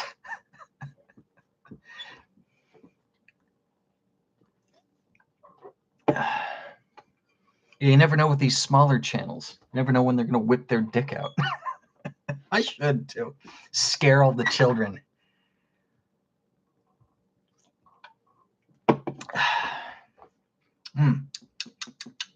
Root beer, 0 sugar. Gotta go with the 0 sugar, especially when you're getting as old as me. Ouch. Where the fuck was I? Let me scroll this up a little bit. All right, here we go. Number 24, Crysis Remastered. I just talked about Crysis 2. I don't know if you were still here. For anyone watching this after the fact, there's one person watching my stream right now. I don't know if you were here when I just talked about Crysis 2 Remastered. But anyway, continuing on with that story, I didn't like Crysis, the first one. I played that after I played and beat Crysis 2 and 3. And the version of that I played was that shitty 360 port. This version is the PC port remastered for modern day consoles, and it runs and looks way better, way fucking better. I enjoyed the gameplay, the human opponents, the premise of the story. The whole alien shit was kind of in the background going on. That shit didn't pop off until like the very end. I did not enjoy that being the main theme throughout the entirety of Crysis 2. I enjoyed the more grounded story of the first game with just like a little light sci-fi sprinkling. It kind of talks of aliens, the suit, and stuff like that. I enjoyed that a lot more. And then, of course, the open world nature of the levels. Even though visually it was more impressive in Crysis 2, just it kind of felt like I know there was invisible walls everywhere, but playing through the first Crysis, it felt like the entire fucking island was an open world, and each level took place just somewhere on this island. And if you wanted to, I know you can't, but I felt like if you wanted to, you could just say, fuck it, go across the island, jump into a boat, just drive for like 2 hours in real time and just go on the other side of the island. It really felt like the world was your oyster, and I really loved that feeling. There wasn't a lot of... I stuck to the main mission for the most part. Did some exploration and stuff, trying to like get weapons and shit, but there was very few times I came across an invisible wall. And while the controls, my biggest problem were the controls with this game. Just it felt funky, and just using my suit's powers and stuff, the shit drained real fast. If you fire off one fucking bullet with your gun, if you're sniping while you're in cloak form, it'll just eat your entire battery. I didn't really like that. I got used to it though. I learned to fucking like disable it right before I took the shot and then enable it again. But all in all, I really enjoyed the very first Crysis game, more so than 2 and 3. And I didn't really get to experience the full Crysis experience until this version of it. Again, the first time I ever played it was that shitty 360 port. I did not like it. I was like, I don't understand why people like the first one. You know, the second one is way better. Nah, first one's better. I changed the list. I scrolled way up, so I can't tell where I am. Number 23. Number 23. Did this game come out this year or last year? I want to say this came out last year in 2023. Number 23, SteamWorld Build. SteamWorld Build was fun. SteamWorld Build should be in my top 10 games, but it's not because it has one glaring flaw. It was extremely fun. I loved everything it had going for it. I absolutely fucking love the SteamWorld games. I just bought SteamWorld Heist 2. I've beaten every SteamWorld game except for the original SteamWorld Heist, which I think is on the Nintendo Switch and PC only. And then there was their fantasy RPG game. Like, I want to play. That one looked cool. But I love the SteamWorld games. I buy all of them when they come out. And I am a sucker for strategy games.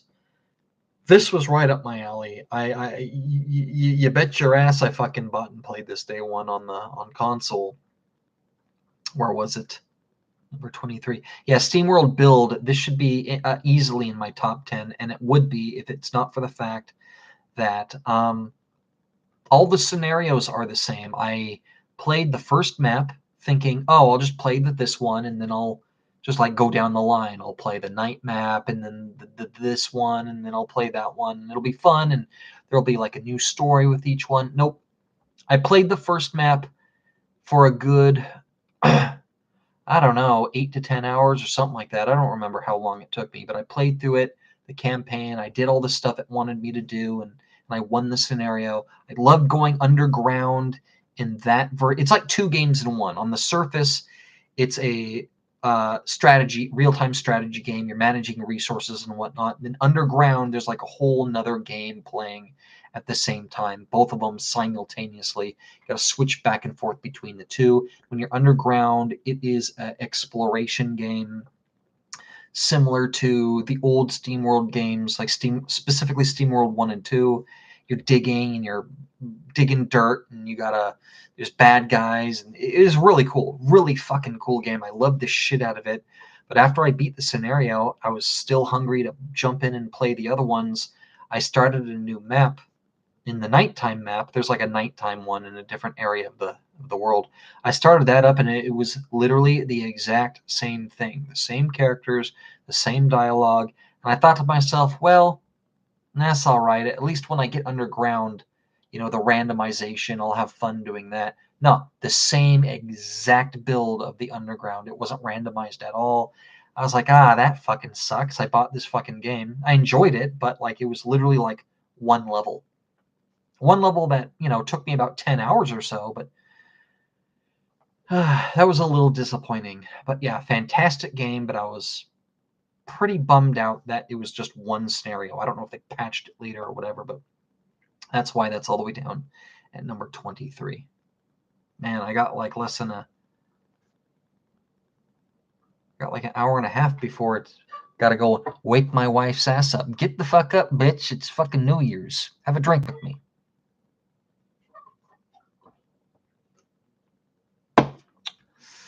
I'm going to get some fucking phone call later. That was me watching. I gotta scratch my ass and shit, itch my balls. All right, enough of that shit. Where were we? So I got this list here, and I moved it. I can't tell where I am anymore. Number 22. Warhammer 40K bolt gun. Another boomer shooter. Surprise, surprise. Yeah, this one was a good one. I played a few so far. Crisis Remastered 1 and 2. Doom, the Dooms. 13 remastered. I enjoyed these. I enjoy these. This one was pretty damn good. The art style was fantastic. The gameplay was really good. All the different enemy varieties. This was my first. Oh, scratch that. This is my second Warhammer game. The only other one I played was Vermintide 2 by Fat Shark. I'm really excited to play.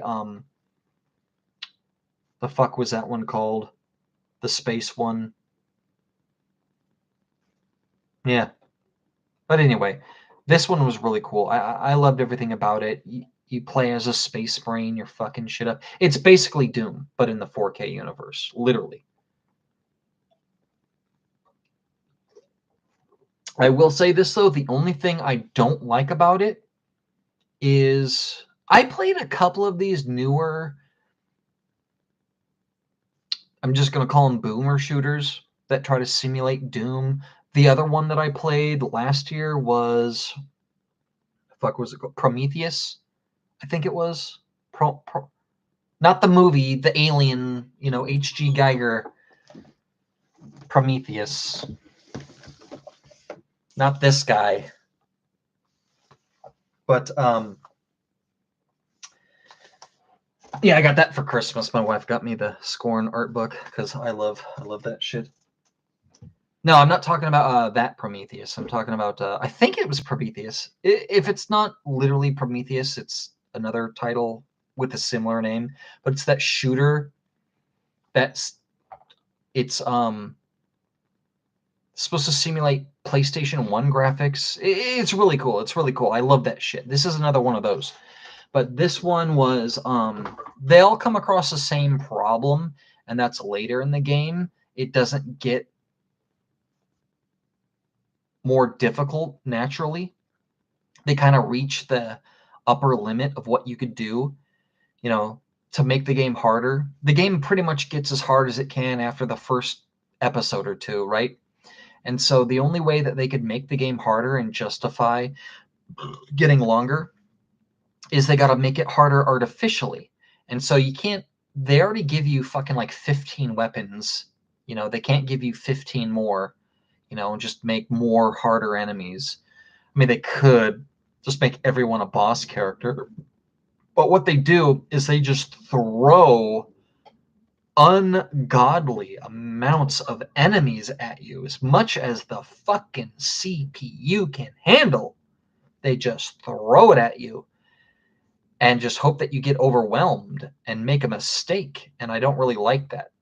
Don't get me wrong, it was fun just blazing through there, shooting everyone, but you're just going through so much ammo. They just throw guns and ammo at you. They basically just give you unlimited health to handle with everything. And just, I don't know, it got a little too... It's not like the original Doom game where you're working within confines of your character's limit. You can only run so fast, you only have so many weapons, and there's only so much ammo.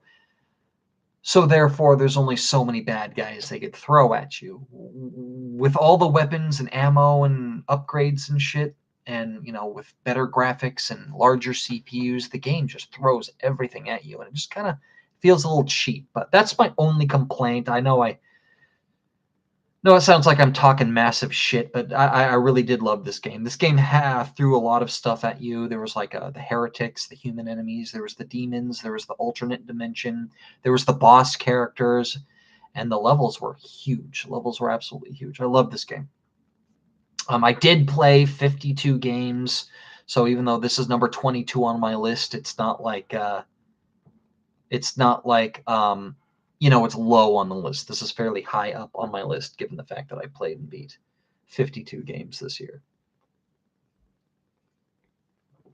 Number 19.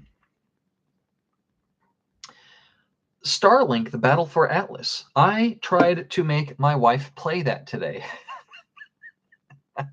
So she's looking for a new game. I was like, I'll come up with a list. And so I was like, well, what are you in the mood for? What do you want? She's like, I don't want a platformer.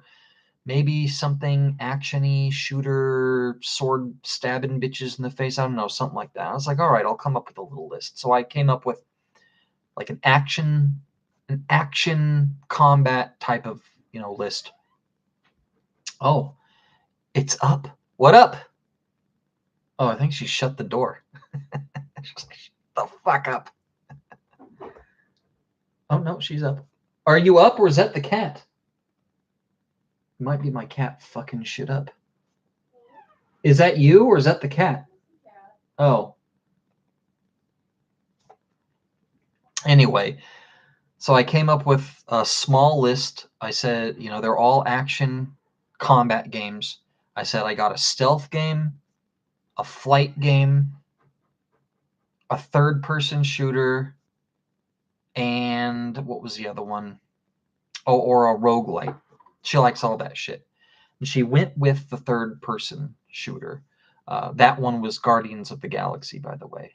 She's liking it so far. The stealth one was... fuck, my brain ain't working. The stealth one was Mark of the Ninja. The roguelite was Cult of the Lamb. And the flight game, the flight action combat game was...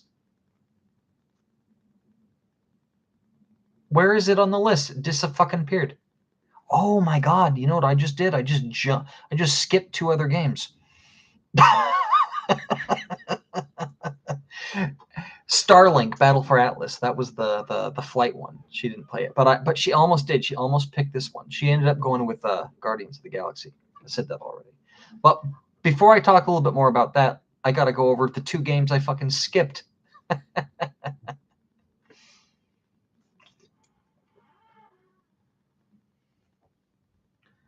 I apologize.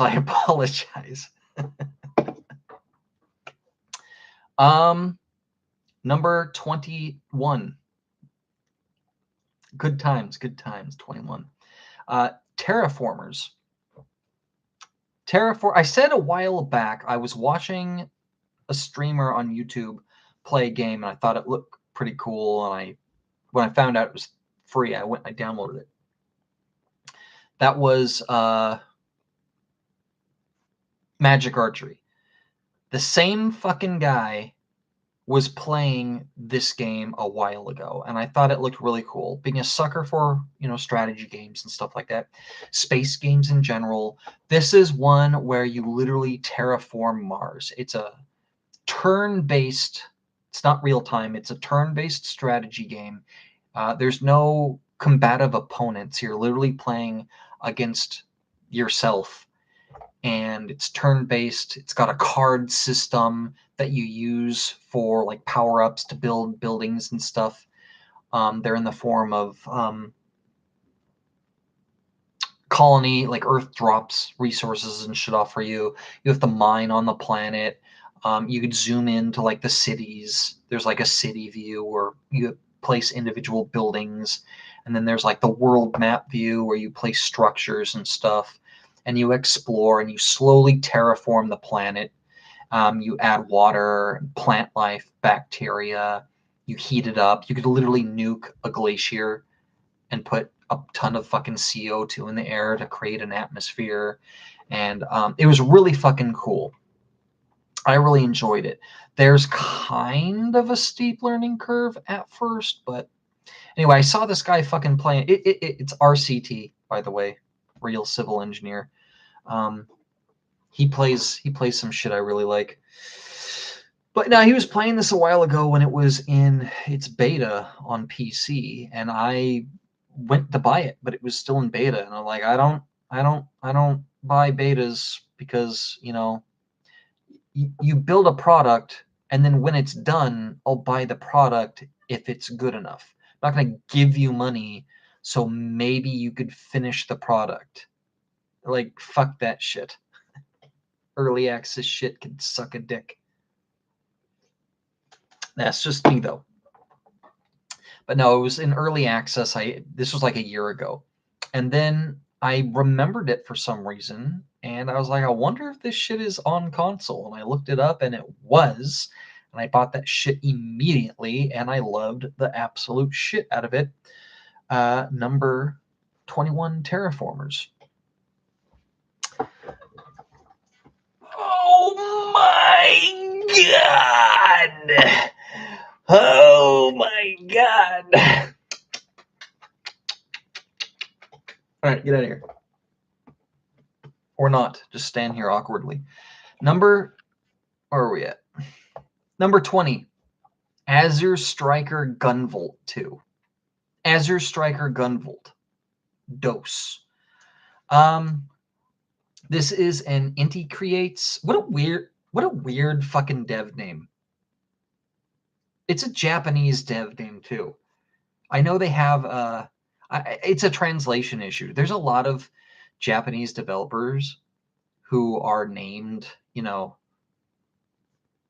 I don't know, an English name. They don't really have an English name. That's just like a translation of their corporate title. Like you have to put it in legally, you have to have it on paper for legal purposes and stuff, especially like company workings and stuff overseas.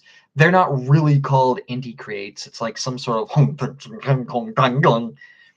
sorry, that was racist. Some Japanese or Korean. It means something. It's probably an actual word. I can't speak the language. I don't fucking know what it is, but yeah, translated, it's like Inti Creates, and it just comes off super fucking weird. But yeah, I just want to say, what a weird fucking name for a developer. But Inti Creates, they make some good games. They don't make my favorite games. They're not like my favorite shit. It's not like I go out and I buy all their stuff, but they pump out so many games. I've played that 2D Blood Rain platformer. I played the first Gunvolt game. I have played their Blaster Master Zero remake, which is really fucking good. I played that just before I played this, actually, the year before. And I played a couple of others. Oh, and then of course Shantae. I got a Shantae story.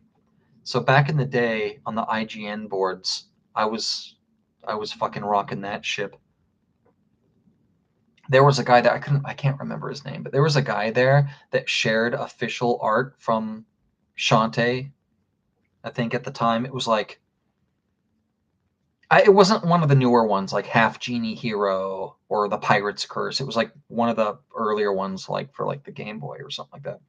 He shared official art of Shantae, and one of the mods banned him for child exploitation because canonically in the game Shantae is like 16.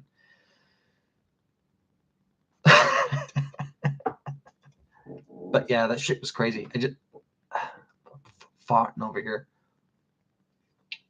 I'm sitting here unscripted for fucking 3 hours. I have to fart sometime. I'm 40. What do you want from me? Anyway, that's my Shantae story. Anyway, on with the show. Where the fuck was I? Yeah, sorry. God damn it. Azure Striker Gunvolt 2.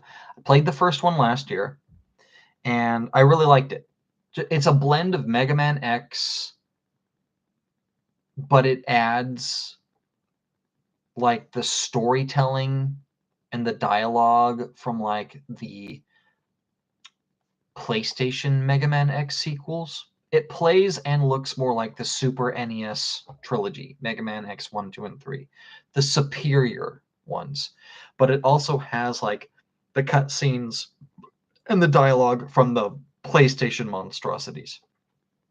Done in a comic book style, very Japanese. I am surprisingly connected to the characters in the story. Like I'm very invested in wanting to know what's going on and the people with these powers and stuff like that, the different corporations. It's very, very fucking cool. I really like the Gunvolt series. The first one was great. My only problem with the first game is it does what so many Japanese games do, and I absolutely fucking hate this shit. I absolutely fucking hate it. And that they were like, hey, let's make the end of the game a fucking impossible boss gauntlet where you have to fight 47 bosses in a row. And if you make it to the 9th boss out of 12 and die in his 9th form, we're going to send you all the way back to the beginning, an hour before this point, and make you do it all over again.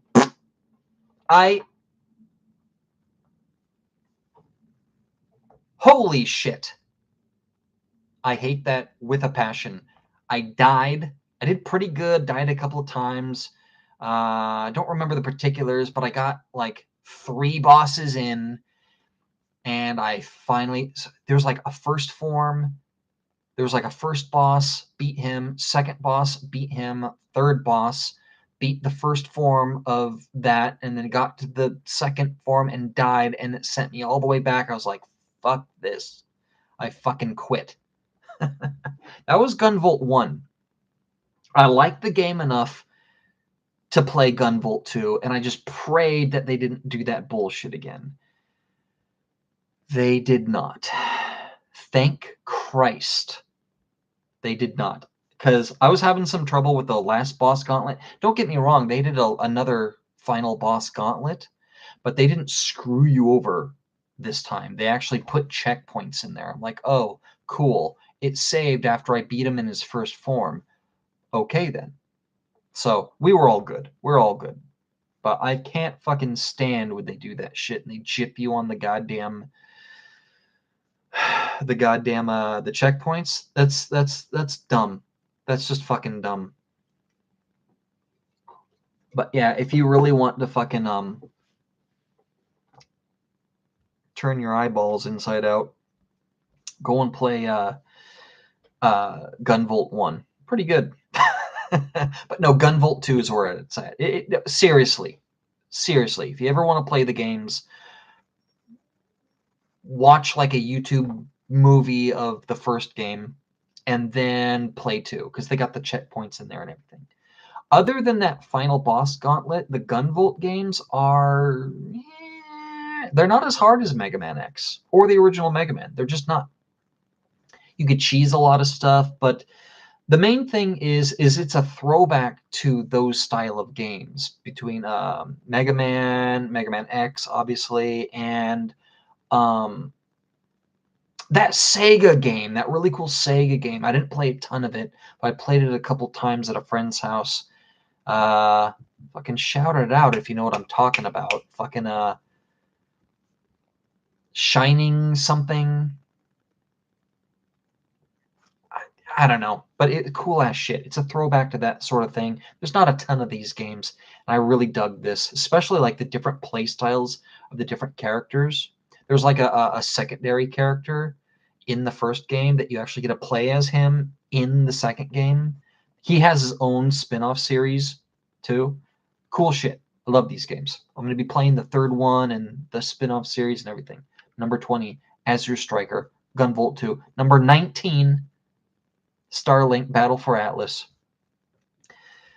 Starlink Battle for Atlas, I'm going to keep this one short. It is Star Fox 64, modern graphics in an open world.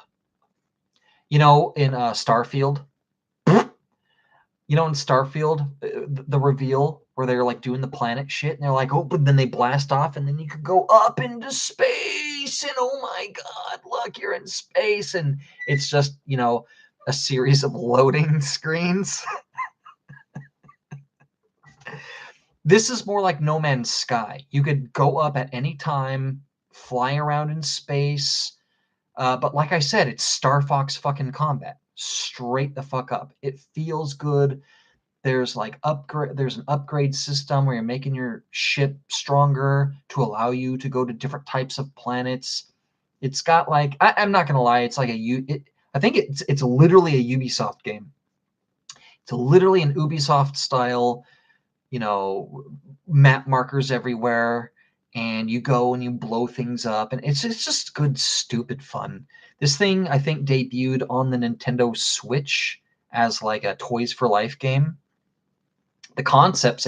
I think on the Switch version, you could literally play as Fox McCloud, Star Fox in the fucking game. Anyway, I got the fucking console version for the Xbox, and yeah, I had a ton of fucking fun with this game. I didn't think it would be this fun. It was just super duper duper fucking fun. But Starlink Battle for Atlas, if an open world Star Fox game where you can actually go into space, No Man's Sky style, if that doesn't sound fucking cool to you, I don't know what does. But yeah, play that shit. Number 18, the second best number. Number 18, Blacksmith of the Sand Kingdom. How many innuendos can you fit in the same title? Blacksmith of the Sand Kingdom. This is part of the Chemco 50. I bought on sale, partial sale, for like $100. I know, what the fuck, $100 goddamn dollars. I don't know if it's still on there, but there is, or was, it's called like the Chemco 50 RPG celebration. Chemco still makes they used to make some bangers, lesser known, but they used to make some bangers back on like the Nintendo DS and stuff like that. I think I have a Chemco game on the Nintendo DS. It was like it's like a shoot 'em up. I don't remember what it's called, but yeah, they're still in business. They operate like an indie fucking team. They just pump games out all the time. They pump out these NES, SNES, and PS1 style RPGs. They literally just fart them out like 2-3 a year. They often publish and they employ small indie teams, and they just pump the shit out. And I don't know, whatever it is they're doing, it's working for them. They're making money, but they're not the highest quality of games. They usually use like some sort of like corporate RPG maker or something like that. But you know, people like them, and they, for like $100, you could buy a collection of 50 of them. And I was like, fuck it, and I bought it, and I call it the Chemco 50. I have like a list of them and everything.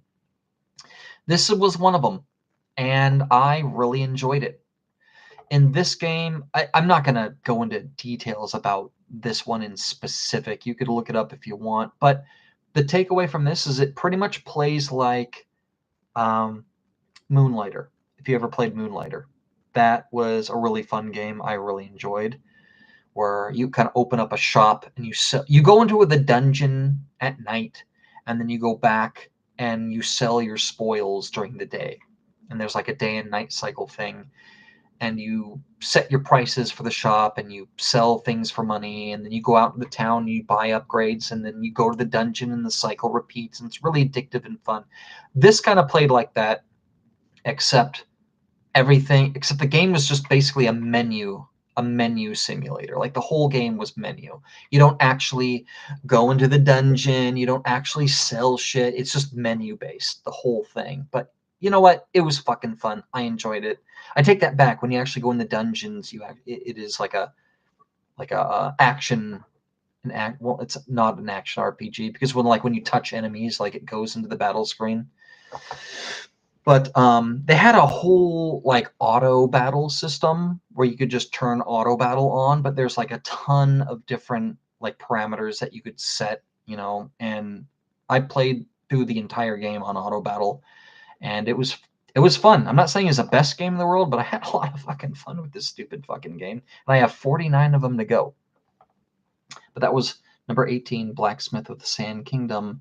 The second best number, of course, the best number, 17.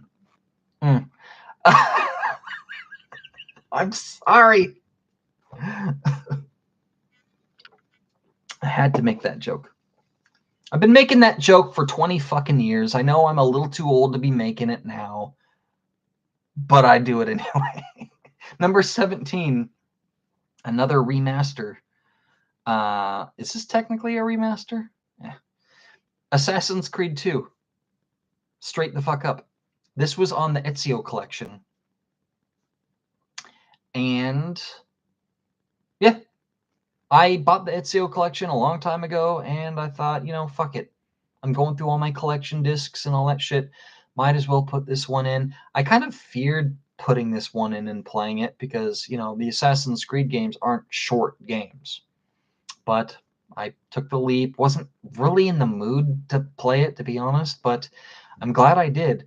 I'm an Assassin's Creed fan. I've played almost every single one of them. The only I did not play Unity, and I did not play fucking the one that came out after that, the one where they're in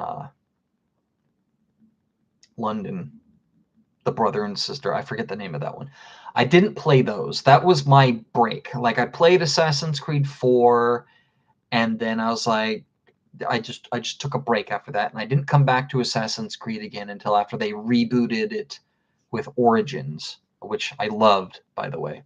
So other than that, I've been playing through all of them. I played and beat the first one, 2, Brotherhood, Revelations, 3, 4, and then Origins, and then Odyssey, and then Valhalla, which I loved as well. No, I am not going to play.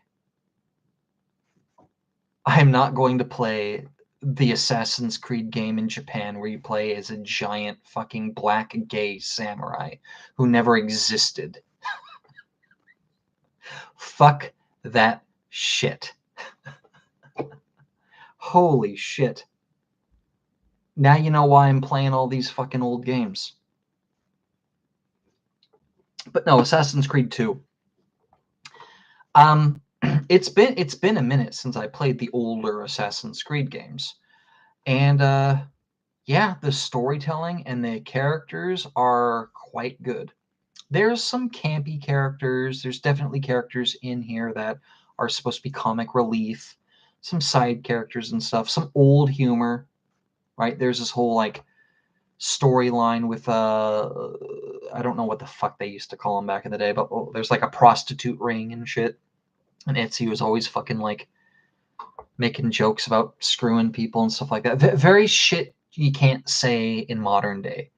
But it's not just that, with all the campiness and the bad jokes and stuff aside, there was some charm to it. And I don't just mean, oh, you can't say that anymore. I mean real charm. Like, the characters are thought out. Not everyone is making a millennial joke. Not everyone is making a Guardians of the Galaxy, whoa! They have jetpacks now. That sort of stupid shit. It was good writing when people were making quips. I remember sitting there watching cut the scenes going, oh, god damn. Got fucking like the mom ready to fucking kill everyone and shit. And just like, it was real shit, real heartbreaking shit. The look of fear, even though it was like an older game and this isn't a top quality remaster, just the look of fear on the 7-year-old kid's face right before he was going to be executed next to his brother and father was fucking horrifying. Some real deep fucking shit in this fucking game. The characters were good. The character development was good. You kind of go through just Ezio growing up, and just the writing and the story was just really good. Very grounded in reality, despite the fact we're talking about some mythological artifact that gives you godlike powers made by an extinct civilization. You don't necessarily know that in Assassin's Creed 2 yet. There's still a lot of mystique and mystery going on, but I'm very much looking forward to playing the sequel, Brotherhood and Revelations, on this disc. I didn't know how much I would enjoy this. I already played and beat it a long time ago on the 360, but damn. Really good shit. Number 16, Core Keeper. Core Keeper was a good-ass game. I played the entire thing from start to finish with a party of 3. My friend and my wife. And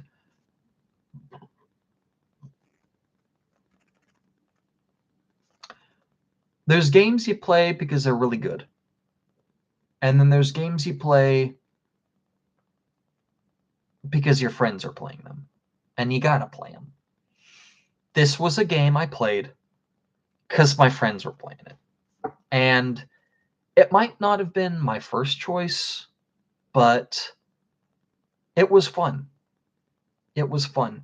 It's a type of game I probably would have preferred to play by myself, just so I could set my own pace and tone, because I like survival games.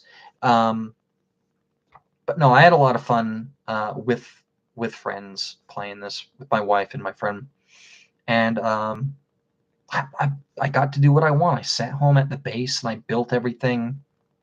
I made everything easier, and I was the fucking chest Nazi. I'd open up a chest if food was in the materials chest, I'd freak out and I'd take the food out and I'd throw it away. I didn't really. I think I did like once for like shock value, and then after that, I just pretended like I did, just to put the scare into them, just because they're like, oh my god, I fucking because I'm sitting home at base. They would go out and adventuring and come back, and they just dump their shit everywhere.